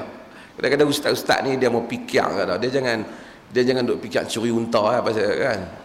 Dia kena fikir kenderaan-kenderaan. Besok orang buat balik kren, curi kren orang, tengok kren dia tak basuh lama kot balik, tak kacau. Kren memang tempat dia je. Ustaz Mazli tanya siapa? Kawan tu kata, kalau satu orang tu masuk hutan, makanan dah tak ada, yang ada hanyalah khinzir. Jadi dia bolehlah makan khinzir. Saya ingat bagus Ustaz Mazli punya ni. Ustaz Mazli kata, kenapa awak tak jadi vegetarian? Makan sayur-sayuran, bukan mudarat lagi. Buah-buahan ada lautan. Cuba tengok, kita hanya taklid fiqh lama tu, kita fikir belum mati lagi sampai untuk makan khinzir. Kalau lautan banyak lagi choice yang lain. Kalau tengah padang pasir tinggal khinzir saja boleh lah, takkan nak mama pasir. Tapi dalam hutan contoh tu tidak relevan lah kan. Sebab itu kadang-kadang ustaz ni dia kalau boleh dia ambil kursus-kursus pemikiran kreatif ke apa, bagus ya.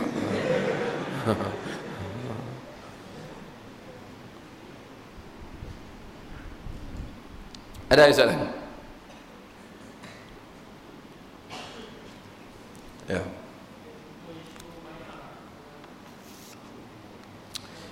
Isu bai'ah, saya utusan tanya saya hari itu, saya kata saya pun heran juga bila mereka nak berbai'ah. Saya bukan parti mana-mana, tapi hari itu geng-geng PAS bai'ah, ramai orang bising. Lepas tu orang lain pula, lepas tu hak kawan bising tu dia pula pergi bai'ah, pening tu. Tapi saya tak kata salah. Bai'ah ni ada dua. Satu dia panggil bai'ah, dia ada bai'atul iniqad, iaitu bai'ah kita lantik orang menjadi pemimpin, seperti mana kita bai'ah kepada ketua negara. Bai'ah ini kalau kita rongkaikan, kita dihukum, maksud dia boleh diperangi. Kita lantik, iaitu kita perang dengan ketua negara. Macam sahabat dulu mereka bai'ah, Sayyidina Umar naik, Sayyidina Abu Bakar sebelum tu naik Umar, lepas tu Abu Bakar suruh bai'ah pada Umar, kemudian Osman dilantik dengan pemilihan antara Osman dan Ali. Abdul Rahman bin Auf jadi Suruhanjaya bahagian pilihan raya, dia cari siapa dia yang mau, akhirnya mereka pilih Abdul Rahman Osman, dan rakyat bai'ah pada dia. Bai'ah tu janji setia, aku setuju. Satu bai'atul ta'ah, bai'atul iniqad ni maksud orang-orang yang terpilih ni setuju engkau menjadi pemimpin.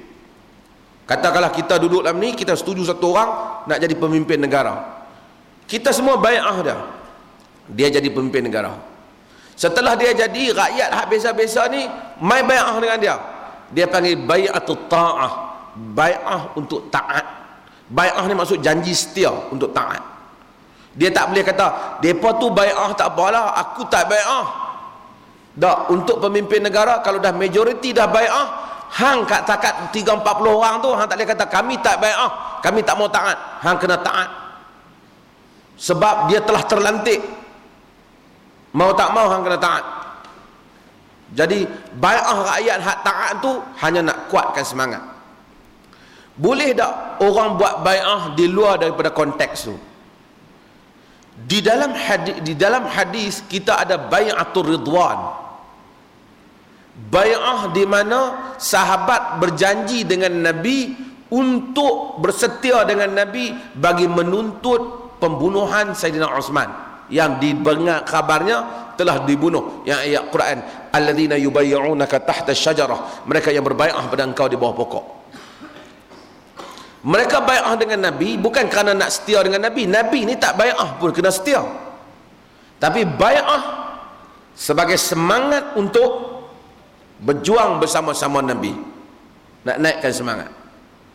Boleh tak satu orang guru ataupun satu orang pemimpin kecil mengambil bai'ah? Biasanya orang tarikat buatlah, ataupun orang organisasi. Tuan-tuan berbai'ah dengan saya, janji tuan-tuan akan, ataupun kita ambil bai'ah dengan anak kita. Mai ambil bai'ah dengan ayah. Hampa akan buat benda ni sampai berjaya. Boleh tak? Boleh. Bai'ah ni bukan bai'ah lantik jadi pemimpin. Bai'ah untuk berjanji untuk buat benda yang disepakati tu. Kalau langgar tak ada apa, berdosa lah pasal janji. Kalaulah benda tu memang wajib taat, lepas tu kita bai'ah, 2 kali berdosa. Satu dosa hak langgar, hak benda wajib taat. Satu dosa langgar janji.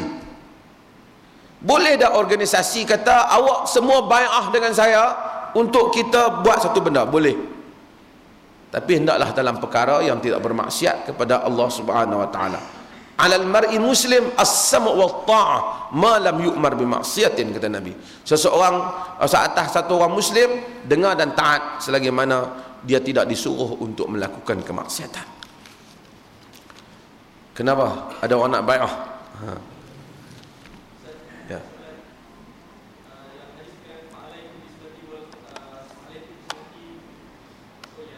Wa sunnat khulafa ar-rasyidin.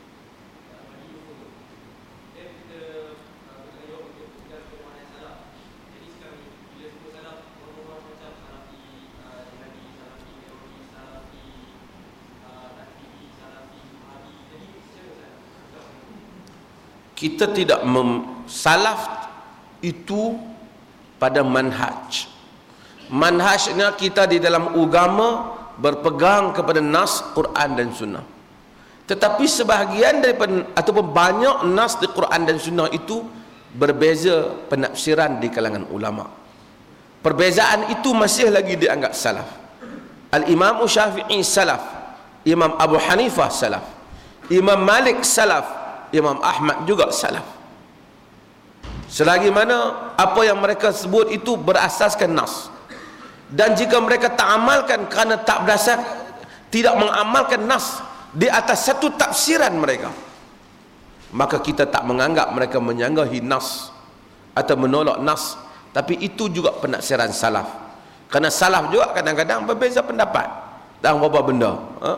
Ibnu Abbas berbeza dengan Ibnu Umar, dan Ibnu Umar berbeza dengan Abu Hurairah, dan berbagai-bagai lagi dalam perkara-perkara yang kecil. Tapi asas mereka apabila ada nas yang jelas qala Allah dan qala Rasul, mereka akan kata sami'na wa ata'na. Last selepas ni depa nak buat apa? Ada makan mana? Tak ada makan, duka cita.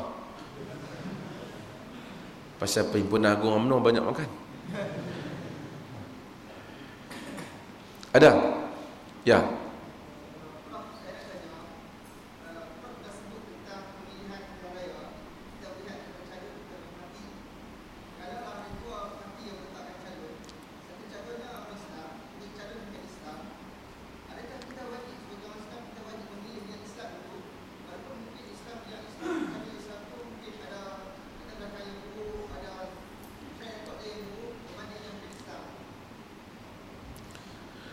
Sekarang apabila berlaku pilihan raya, semua orang akan justifikasikan calon dia. Ini juga satu fitnah yang kita nak kena hati-hati dalam hal ini. Saya tidak apa suka dengan winnable candidate ni, perkataan ni. Betul pada satu sudut, tapi nak tengok ada orang dia memang boleh menang, tapi menang dia tu menang tak betul. Umpamanya kita tak ada duit, dia ada duit, dia bagi ke orang semua duit, orang kawasan tu memang minat duit, orang hak bagus tu kalah, hak tak bagus tu menang. Boleh berlaku tak? Boleh. Tapi kalau tanya winnable candidate ataupun tidak, dia winnable candidate. Dia adalah calon yang boleh menang. Sebenarnya Islam pentingkan calon yang berkelayakan. Innallaha ya'murukum an tu'addul amanati ila ahliha. Tuhan perintah kamu supaya bagi amanah kepada orang yang layak. Saya tengok masa saya tak kisah, saya jadi tetamu apa-apa pun. Tapi saya tengok masa ucapan baru ni Yang Berhormat Perdana Menteri, saya ingat kawan yang tulis teks tu ada beberapa benda yang dia tersilap. Satu, saya tak kata Perdana Menteri silap, kawan yang tulis itulah. Satu, dia kata Khalid Al-Walid dipecat oleh Umar bin Khattab, digantikan dengan Usamah bin Zaid. Tak betul. Khalid Al-Walid digantikan dengan Abu Ubaidah Al-Jarrah. Ini penting ni, ucapan besar. Yang mana jauh lebih muda. Itu cerita muda, itu bukan cerita, memang cerita Usamah bin Zaid, itu cerita perang lain. Abu Ubaidah dan Khalid lebih kurang ya. Saya ingat mungkin Abu Ubaidah tua sikit dah Khalid lah. Tapi atas alasan yang lain, kerana Umar bin Khattab dia satu orang yang hebat. Khalid ni kita tahu, macam saya sebut lah, Khalid ni adalah seorang panglima tentera yang hebat. Nabi bila dia masuk Islam, walaupun dia baru, Nabi bagi jawatan kat dia. Walaupun dia ada langgar beberapa benda, macam saya sebut, dia langgar beberapa tindakan, jangan bunuh tawanan perang, dia bunuh, tapi Nabi still lantik dah. Sebab ketangkasan yang ada pada Khalid tak ada pada orang lain. Itu maksudnya kelayakan tu. Kelayakan di medan perang hak Khalid ada, orang lain tak ada. Pasal orang pergi medan perang ni bukan jenis kaki warak, Masya Allah, Assalamualaikum, babak, dia tak boleh. Dia memang mesti tangkasnya, membujur lalu melintang patah. Hak tu ada kat Khalid. Walaupun kadang-kadang dia melanggar, tapi dia adalah dianggap sebagai tokoh yang paling hebat lah. Umar bin Khattab, Khalid Al-Walid, bila mari zaman Abu Bakar Siddiq radhiyallahu an. Abu Bakar Siddiq dia rasa dia sambung apa yang Nabi lantik, dia bagi Khalid. Dan tuan-tuan tahu Abu Bakar pernah bagi warning kat Khalid. Pasal Khalid, macam saya pernah bagi tahu tuan-tuan, dia pernah ketika musim haji, tentera dia ketua tentera Islam di Iraq, dia pernah tunggang kuda dia dengan sepantasnya datang menunaikan haji di Mekah, mai wukuf, kemudian mai di Muzdalifah, kemudian di Mina, kemudian balik. Orang jumpa dia dan orang bagi tahu kepada Abu Bakar, dia pun jumpa Khalid. Abu Bakar terkejut. Macam mana dia duduk medan perang boleh main sini? Dan Abu Bakar telah hantar surat amaran kepada dia, jangan ulang benda ni, kau ambil tindakan. Tapi nak ceritanya, tentera hak duduk di sana pun tak perasan. Dia pun duduk kalut-kalut bersiap kan, dia dah bagi semua arahan lah, dia dah lagi main tu. Bukan dengan kapal terbang kan, kuda Iraq ke Mekah. Nak ceritanya tangkas orang-orang dia. Itu yang menyebabkan bila Rom kepung semua kawasan Syria, Damsyik, bila nak perang, Abu Ubaidah nak perang, Umar arah supaya Khalid pi, tak ada jalan nak pi, semua sempadan dikepung. Tapi tentera Islam kata, kami entah macam mana, tengok-tengok kami dah berada dengan Abu Ubaidah. Khalid bawa naik sampai atas bukit, turun bukit, kawasan yang tentera tak jangka kuda akan lalu. Hebat, tak pernah kalah dalam peperangan. Tapi bila Umar naik, Umar hantar surat simple, Kata hang turun, aku nak Abu Ubaidah jadi. Surat Umar dia tak ada gratitude, ucapan terima kasih di atas sumbangan yang begitu berharga selama ini, dan kita akan membuat sedikit majlis mengenang jasa. Tak ada. Aku mau hang turun, hang bagi kat Abu Ubaidah. Dan kita pun tahu macam saya sebut, surat hak paling pendek adalah surat Khalid kepada Iyad bin Ghanam. Iyad bin Ghanam hak duduk di padang pasir. Khalid perang padang pasir, tentera ramai, musuh ramai, nak minta bantuan yang paling dekat ni, badui padang pasir, geng-geng padang pasir ni, orang Islam. Khalid hantar min Khalid Al-Walid ila Iyad bin Ghanam, iyyaka urid adrikni. Daripada Khalid Al-Walid kepada Iyad bin Ghanam, iyyaka urid adrikni. Aku mau hang mai jumpa aku. Aku mau hang mai sini. Macam itulah bahasa.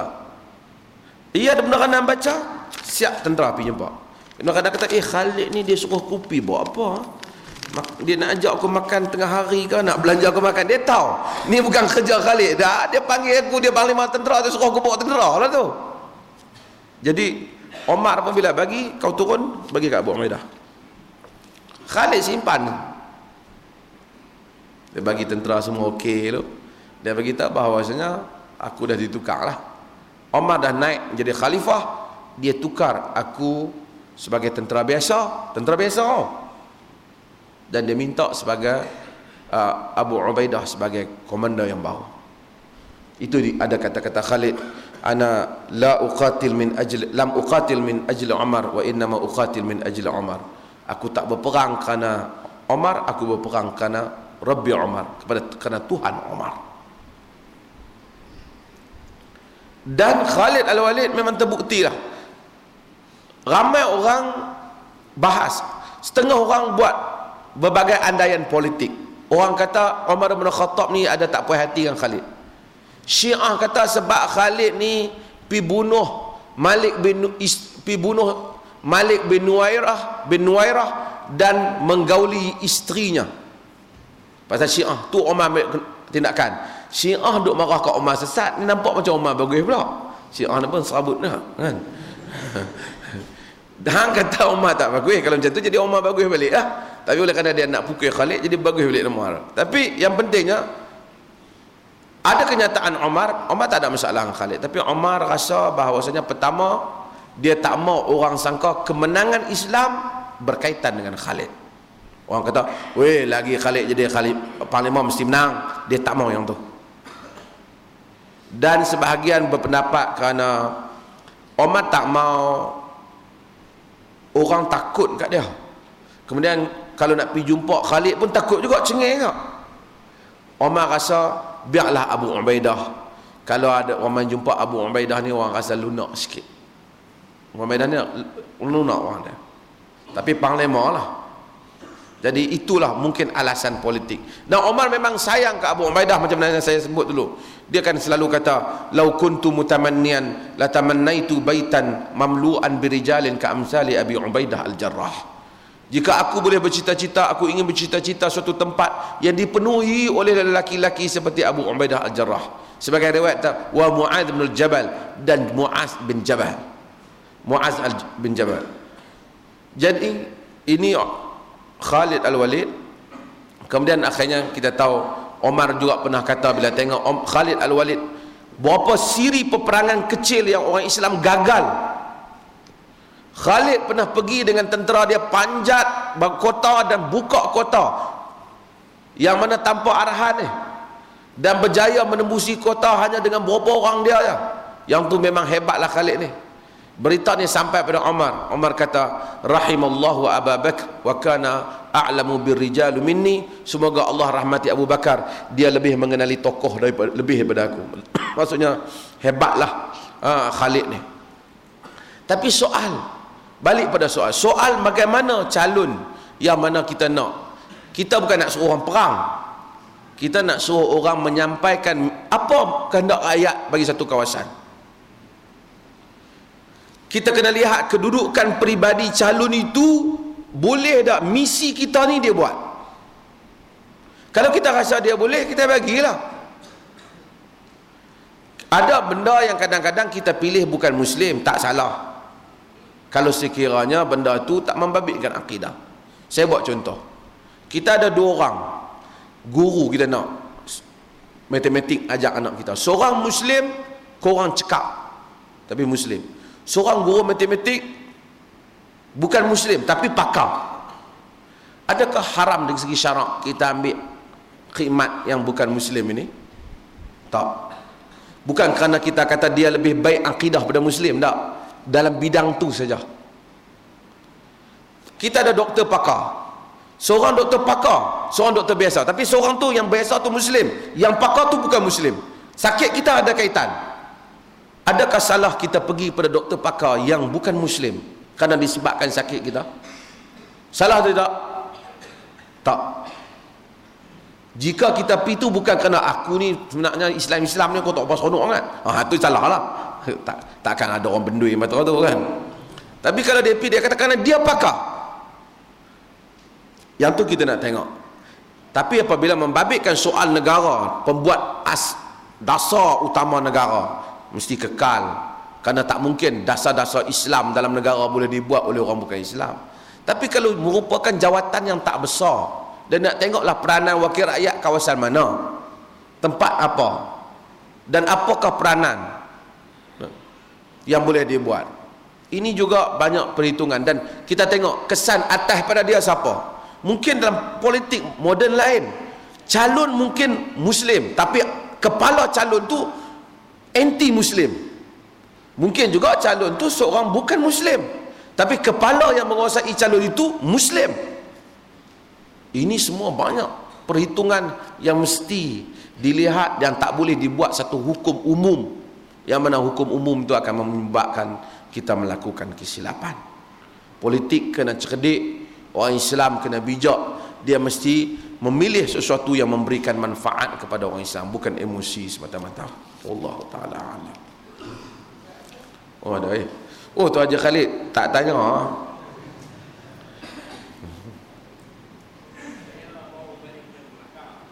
Daripada Mekah. Oh Melaka.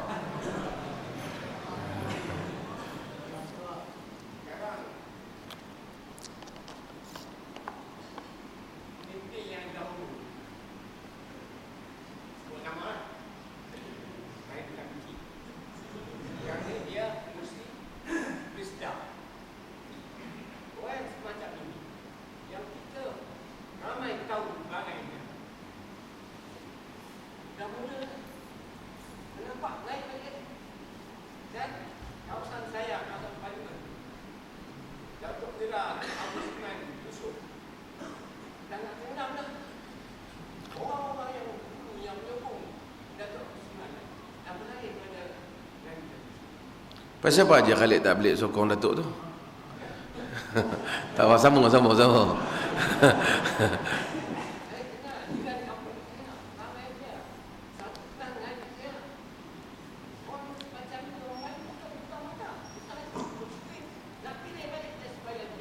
Tapi tak apa, saya mungkin sebahagian benda saya boleh setuju. Tapi kaedah, kita kata saya kenal dia sebab saya dulu satu kelas dengan dia masa sekolah rendah. Itu bukan kaedah. Ramai orang yang kita kenal sekolah rendah lah dia dah jadi lain.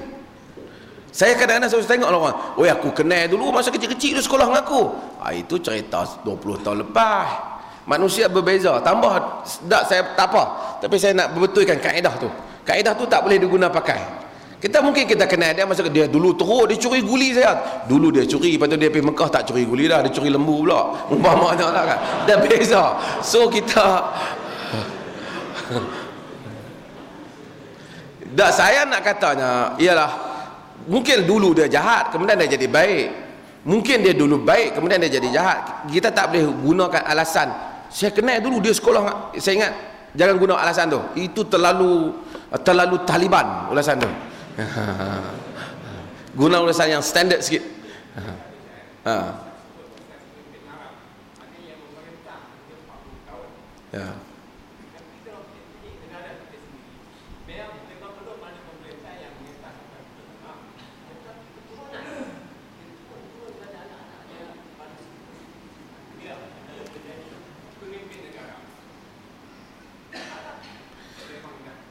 Ya. Jadi kesimpulan kita adalah mana-mana pemimpin yang ada keturunan tak bagus lah. Kita ada Tun Husin On, ada anak dia. Kita ada Anwar Ibrahim, ada anak dia. Kita ada siapa ni? Ada Tuan Guru ni Abdul Aziz, ada anak dia. Kita ada Tun Mahathir, ada anak dia. Jadi semua yang ada anak ni, kita jangan bagi peluang.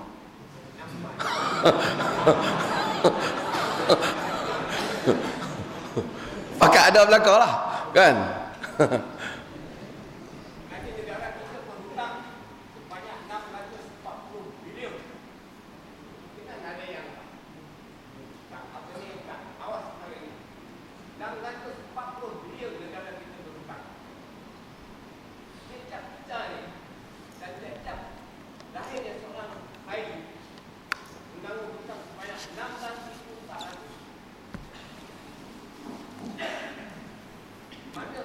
Dia kebanyakan negara dalam dunia ni memang ada hutang. Amerika trilion hutang dia. Greece lagi hutang pun banyak. Italy sekarang hutang lebih teruk daripada kita lagi. Tapi tak apa, memang itu benda yang fenomena yang tak baik lah. Tapi dalam sebuah negara berhutang dalam dunia kerangka dunia sekarang ni bukan benda yang ganjil lah. Sebuah negara yang berhutang. Tapi kita nak tengok macam mana duit yang dihutang tu digunakan. Itu yang menjadi masalah. Bukan masalah hutang tu diambil, macam mana hutang tu, duit tu diguna pakai. Kalau duit itu dia pinjam, dia pakai cara betul, kita tak ada masalah kalau akhirnya akan membangunkan balik negara. Tapi yang menjadi masalah cara wang itu dibelanjakan. Itu yang kita persoalkan.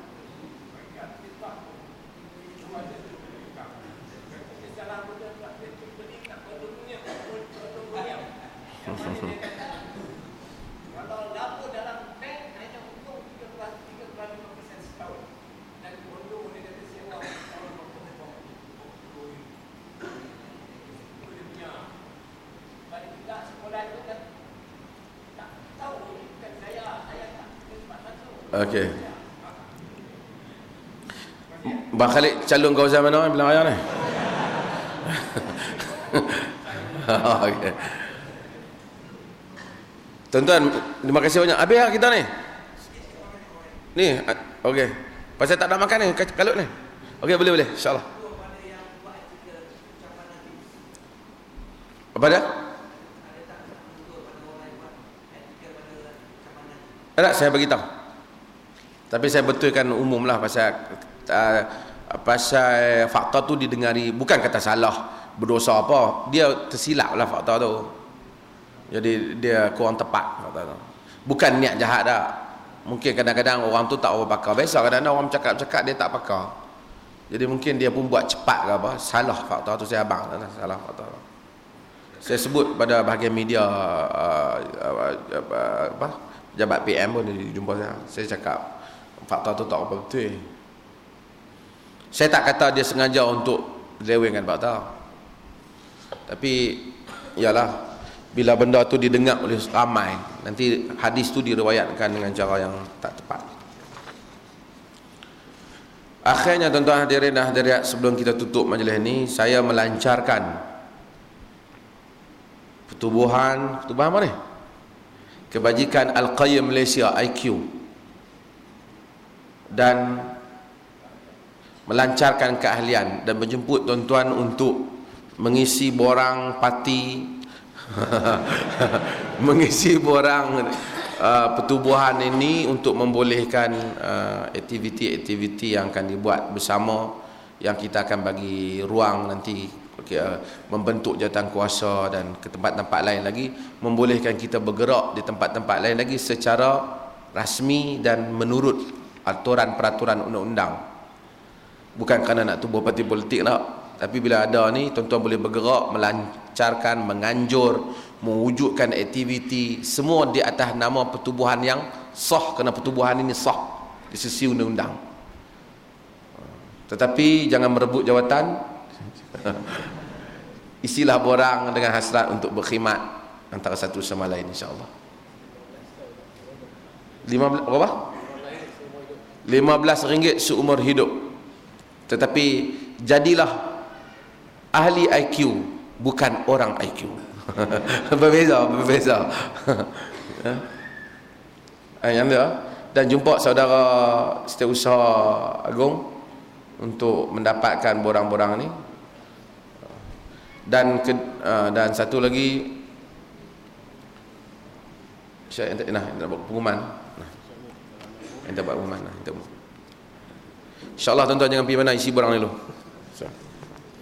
Okey, jazakumullah khairal jazak kepada Al-Fadhil Dr. Muhammad Asri. Tuan-tuan, sedikit ya pengumuman. Pada hari Sabtu ni insya-Allah kita akan adakan solat gerhana di sini. Selepas solat Maghrib, solat gerhana bulan. Pada hari Sabtu ni 10 hari bulan. Itu yang pertama. Yang keduanya, kuliah pagi Ahad akan disampaikan oleh Al-Fadhil Ustaz Qamar Zaman dari Kelantan pada 9.30 pagi Ahad 11 hari bulan, dan pada 13 hari bulan Selasa kuliah seperti biasa oleh Al-Fadhil Ustaz Halim Hasan selepas solat Isyak. Dan pada hari Khamis kelas ulum hadis Ustaz Rashid seperti biasa. Dan yang terakhirnya, kita ada buku travelog oleh Al-Fadhil Dr. Muhammad Asri. Tuan-tuan kalau enggak, ada di belakang sana, cuma RM16. Dan kalau nak autograf, insya-Allah tuan-tuan beli buku ni terus Ustaz boleh sign. Hari ini saja beliau nak berangkat dah Sabtu ni, insya-Allah. Saudara Izdi berapa biji dah? 60. Ada 60 saja. Siapa cepat dia dapatlah. Lepas tu beratuklah, insya-Allah Dr. Asri boleh tolong sign. Itu aja. Bukan syarat beli buku kena sign. Kalau nak sign tu insya-Allah baik. Dan borang keahlian ni tuan-tuan boleh ambil dulu, minta kalau boleh bagi gambar, kita nak buat kad. Dan lepas ni kita akan bagi macam-macam diskaun lah sekiranya boleh, seperti kursus-kursus ataupun perjumpaan tertutup ataupun dialog bersama-sama ustaz tertutup, kita bagi kepada ahli sahaja. InsyaAllah itu saja. Assalamualaikum warahmatullahi wabarakatuh.